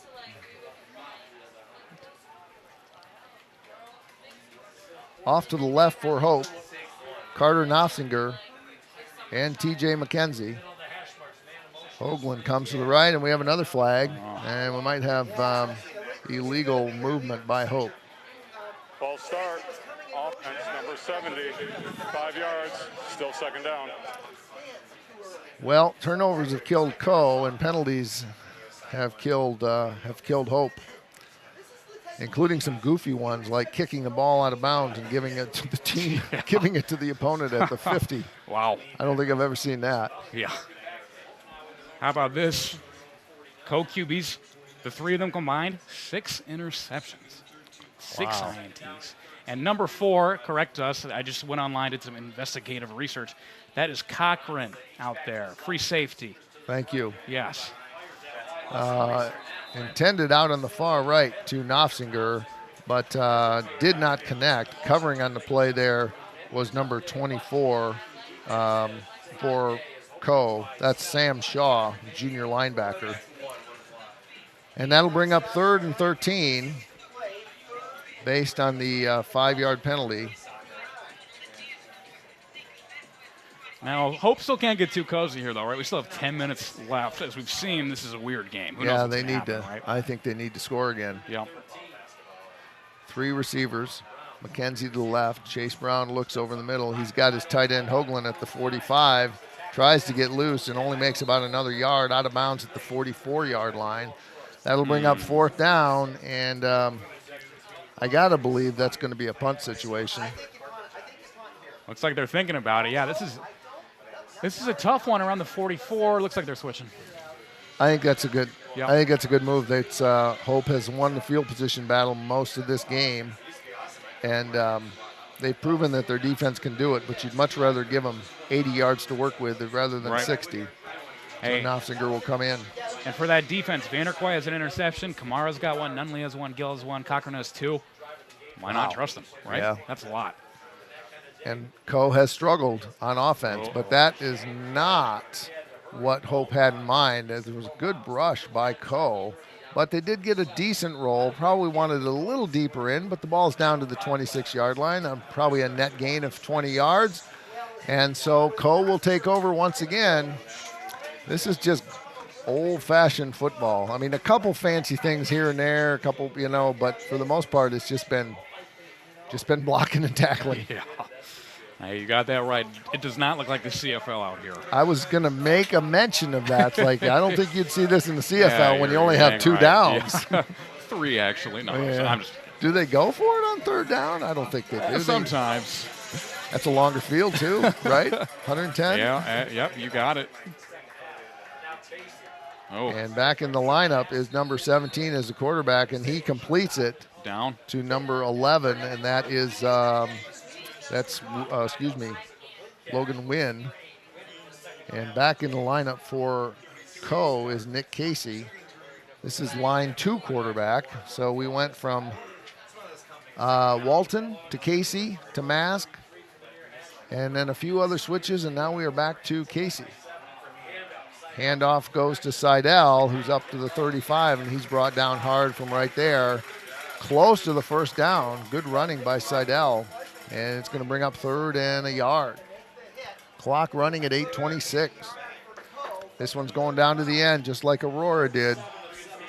Yeah, I really can't explain the QB. Casey's 3 for 10 for 16 yards passing. He's got a lot of really good rushing yards, so they just haven't really coordinated anything through the air. Walton had 2 INTs in the first, but he had over 100 yards. So we'll see Casey if this has plays established out. himself as the runner, and that's exactly what he's going to do Yeah, here. you're right. And brought up from the secondary, he's hit hard, but not until he picks up 3 yards, and he only needed 1. And that's as predictable as the sunrise. If it's 3rd and short, they're going to give it to Nick Casey and just let him pick his way through. Well, hey, if they can run their way down the field and score a touchdown, right, then it's a good decision. We'll see. Coe looking to tie this game. They started at their own 26 after the Nofsinger kick to the sideline. It's 1st and 10. Clock on the move at 7:38. Play action pass. Casey's got time, and he loses time, and he's still up, and down he goes. He's sacked in the backfield. Number 99. Did I see that right? Yes, you did. Travis, no, it's got to be Wyatt Tucker. We got is that 3 of right, them. Wyatt Tucker? Yeah, you got it. It's Wyatt Tucker. On the coverage sack, give credit to the Hope defensive secondary, keeping the receivers covered. Loss of 8, I guess, back to the 31, 2nd and 18 for Nick Casey. Straight drop back over the middle. He's got his receiver at the 36, and he's suffocated right there, even pushed back a little bit. Gain of about 5 or so. That will keep the clock running. Shepherdson, once again, we've called his name a lot. He's in there almost all the time. Looks like Barnes is going to come in for Seidel. And a player we haven't heard much from is in the game, Kellen Rush, a freshman from Davenport. Good call. I don't think I've seen him tonight, but he's in off to the left along with 2 other receivers. 5 receivers. Wide. This does look like the CFL. Yeah, you got that right. Drop back pass over the middle. It's complete to Shepardson for short yardage, but Hope is right on him, and there's a fumble. The ball is loose, and it is recovered. It's got to be a recovery by Hope unless we have a ruled a dead ball. But, boy, I don't think he was down. We'll wait to see how that goes. Wow. Unless, well, I guess they're going to rewind the clock. I guess I didn't see a white jersey land on that, so there must have been somebody over there.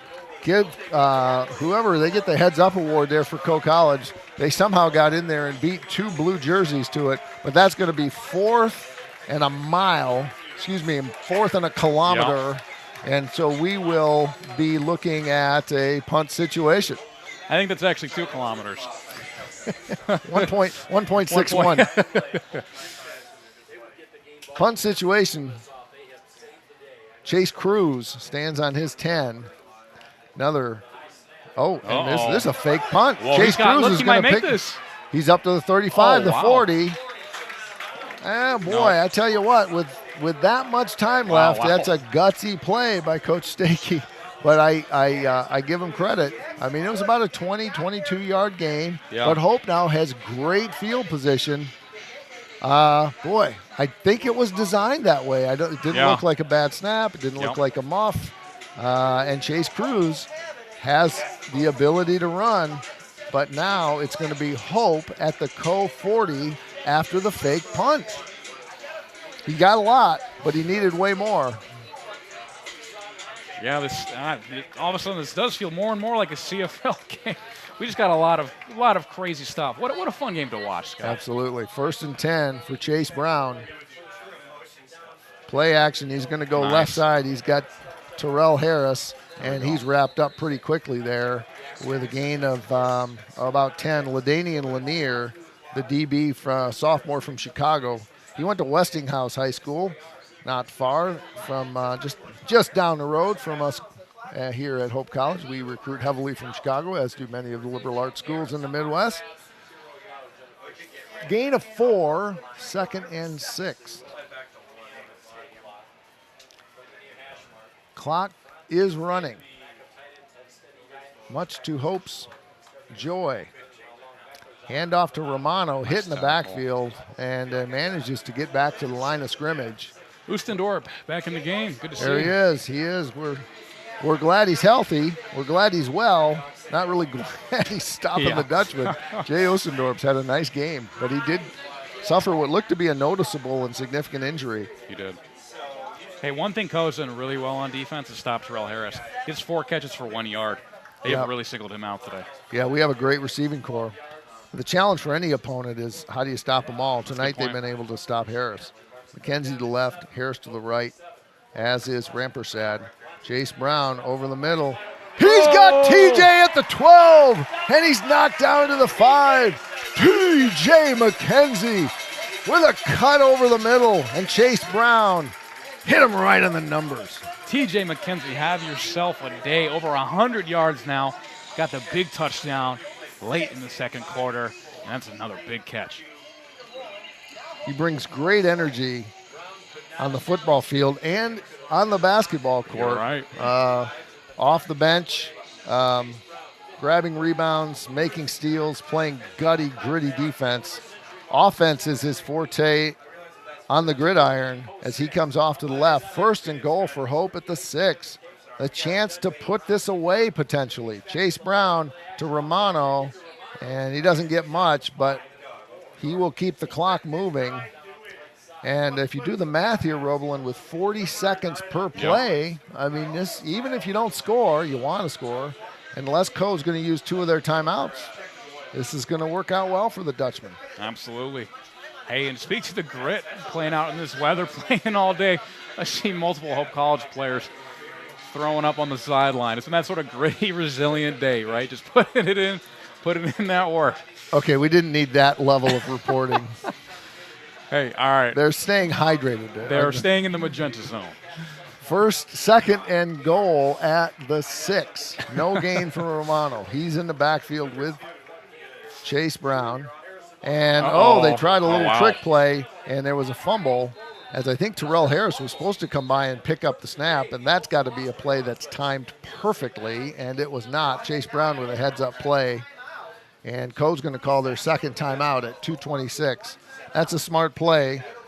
Mr. Bryce, do you have a 30-second lined up for us? Why don't we do that? We'll be back to the end of this game. Hope leads by 7. This is Hope Football.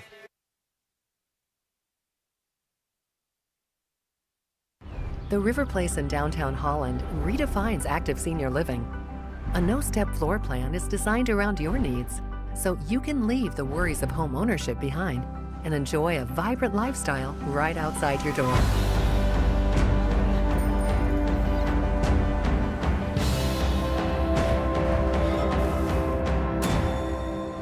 Make the River Place your home.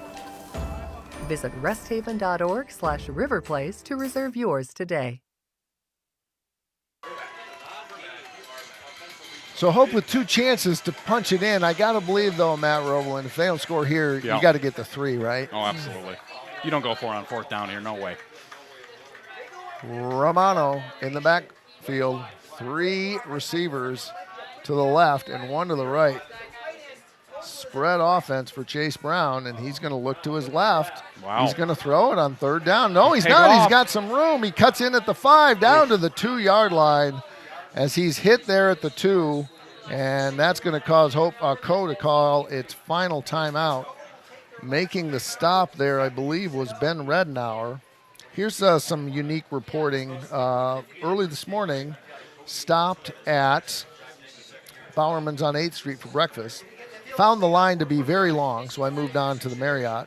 And who did I park behind? An Iowa license plate with a Coe College football sticker and number 49, Ben Redenauer. Oh, wow. I hope his parents had a wonderful breakfast at Bowerman's on 8th Street, one of Holland's finest. That's awesome. Investigative reporting. That's pretty good. Take You that, beat me there. investigative reporting. You beat me there we there. go. If you get up early enough, you learn a whole bunch of things. Well, I'm sure Ridenour and the rest of the Cohawks would like nothing other than to try to get a hand on this kick here, because otherwise they are going to be in a tough spot with under 3 minutes to go, needing 2 scores and no timeouts. Yep. Well, and Hope is to shut them out through the air in the second half. They just can't make anything happen, right? So to try and do a 2-minute drive here is a task. To score twice, oh man, that's tough. Clem to snap, Wellman to hold, Hilger with a 19-yard field goal. This is shorter than an extra point, and Hope leads by 2 scores, 27-17. What a drive, what an effort to gut it out, and Coe was able to keep him out of the end zone. Hope with the unique advantage of only needing a field goal, so they were able to grind it out. They forced Coe to use both of the timeouts they had remaining, and so the Cohawks, with their back against the wall, for the first time today, trail by 2 scores. And I don't want to call it same song, second verse, but Matt Roebelin, this is exactly what happened. Last week, Aurora largely dominated 2/3 of the game, and then Hope just took over in the 4th, and we're seeing something very similar. They were down 17 against Aurora. I think today they were down by 11. But, they were in the red zone. They could have made this an 18-point game, and there was that interception which changed the game. So, hey, Hope football has been pretty exciting these last 2 weeks. That I can say for sure. 2 very good non-league opponents. And to come out, if all continues as planned, to come out with a 2-0 record against 2 very good teams. This one ranked by D3 football as a top 25 team. This puts Hope in a really great position as they travel next week to Northwestern in Minneapolis, St. Paul, a team that really doesn't have the football tradition that these first 2 have. So this has just been a great start. At the goal line, and it's brought up. Oh, and Lanier trips up at the 15-yard line. He decided to run it out. LaDainian Lanier, he's a defensive back, as we had mentioned earlier, from Chicago, and he had a little bit of room, but his toes tripped on the turf, and so Coe has got its work cut out for him with 2:08 to go, down 2 scores. Yeah, said that right, and that's kind of in the microcosm of the second half, right? Just things aren't working like they are. And who do we have at QB? Nick Casey, I Nick think. Casey still there. His running back is Barnes. They've been trading off. He's been trading off with Seidel. 3 receivers to the right and 1 to the left. Straight drop, looking to the right, and it's complete, but not a whole lot going on there as that's Logan Wynn. That's a gain of maybe 2. And trying to quickly get the signals in. We've got two of the reserve quarterbacks signaling in. One of them has the real play, and the other one has the decoy. I'm thinking the one with the headset. Oh, no, they both have headsets on. Good deception. Wow. Good work Nice. by the coaching staff there. That's completed again to Logan Wynn. He skillfully and deftly gets out of bounds at the 28-yard line, and that's going to be enough for a first down and move the chains. And the out of bounds will stop the clock at 1:40. Co trying to get the first of 2 needed scores here. They haven't really had any deep routes. These slants will get you somewhere, but they need 2 scores, and they got 1:40 left. And Casey is the running quarterback more than the passing quarterback, and he's being rushed, and he will get sacked back at the 25-yard line. A whole host of Dutchmen. Coming off the top of the pile is Isaiah Hicks, the sophomore from Grand Rapids Catholic Central. And he comes up a little wobbly. Some others in on that play as well, but Isaiah Hicks coming from his secondary spot to be a part of that sack, and that's going to bring up 2nd and 13. The clock is stopped because of the injury. Yeah, I hope he'll be all right. Hate to see an injury late in the game, obviously, at any time. Never want to see that. 2nd and 13 from the 25. The clock will start on the official's whistle. Casey, straight drop back. Goes short to the right, to his right, and it's completed to Win. But I think you're right, Matt. At this pace, they have not demonstrated that they have deep routes, and the Hope secondary is very strong. They have good cover corners. They've got good team defense. I think a lot of that was shored up after the really catastrophic breakdowns of last week. Oh, wow. And Casey's going to do something he does well, but he's doing it because he doesn't want to. Up to the 36 as he's chased out of the pocket. 46 seconds in moving, and it's 4th down. This could be Coe's last play if they can't complete this and get 2 yards. Ball at the 36 and the crowd on its feet. Pardonay exhorting his defense. Incomplete, but there's going to be a flag as it is whistled on Adam Vanderkoy. 2 flags, and it was really close, Matt, but in that score time and situation, you want to make sure that Coe doesn't leave the field thinking that should have been a DPI. Probably the right call. Yep. And I think in college, that's going to be a 15-yarder, so we'll see where they move it. Pass interference, defense number 0. The ball be placed at the spot of the foul, automatic first down. Spot of the foul in college. I always get those 2 mixed up, so I can't remember if it's 15 or not. I think that both pro and college have gone to that now. Hey, here's a crazy stat for you. In the second half, Co has 33 passing yards. Hope, 109 yards just on interception returns. Wow. It has been a Hope half, that's for sure. Over the middle, it's complete.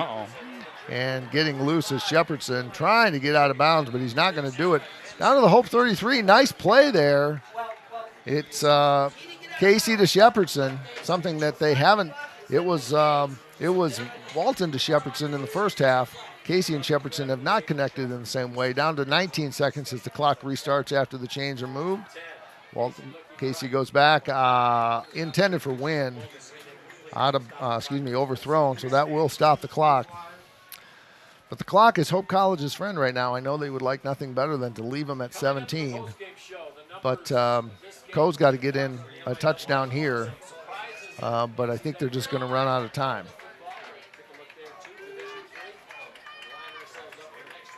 Yeah, and you said it. What an impressive way to start off 2-0.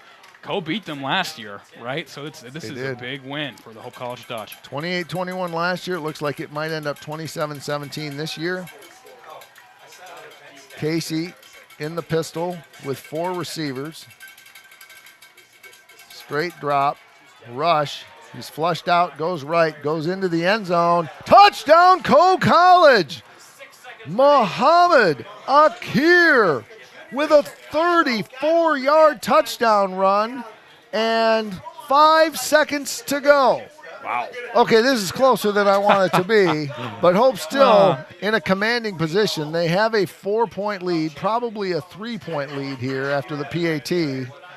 But wow, we've been talking about how Nick Casey has not really found his passing feet today, but that was anything but as Nick Casey stood in and fired one to Akir. Perfect throw on the run, and hey, 9 seconds left. It's been a weird game. You never know. PAT is good, and we're going to see an onside kick. 27-24 is the score. We will leave it here just in case the kick happens a little faster than we're planning on, as we are coming down to probably the second to the last play. Hope will put its hands team out there. You'll see all of the guys with running backs and wide receivers and all the people who have great capacity when it comes to getting their hands on the ball.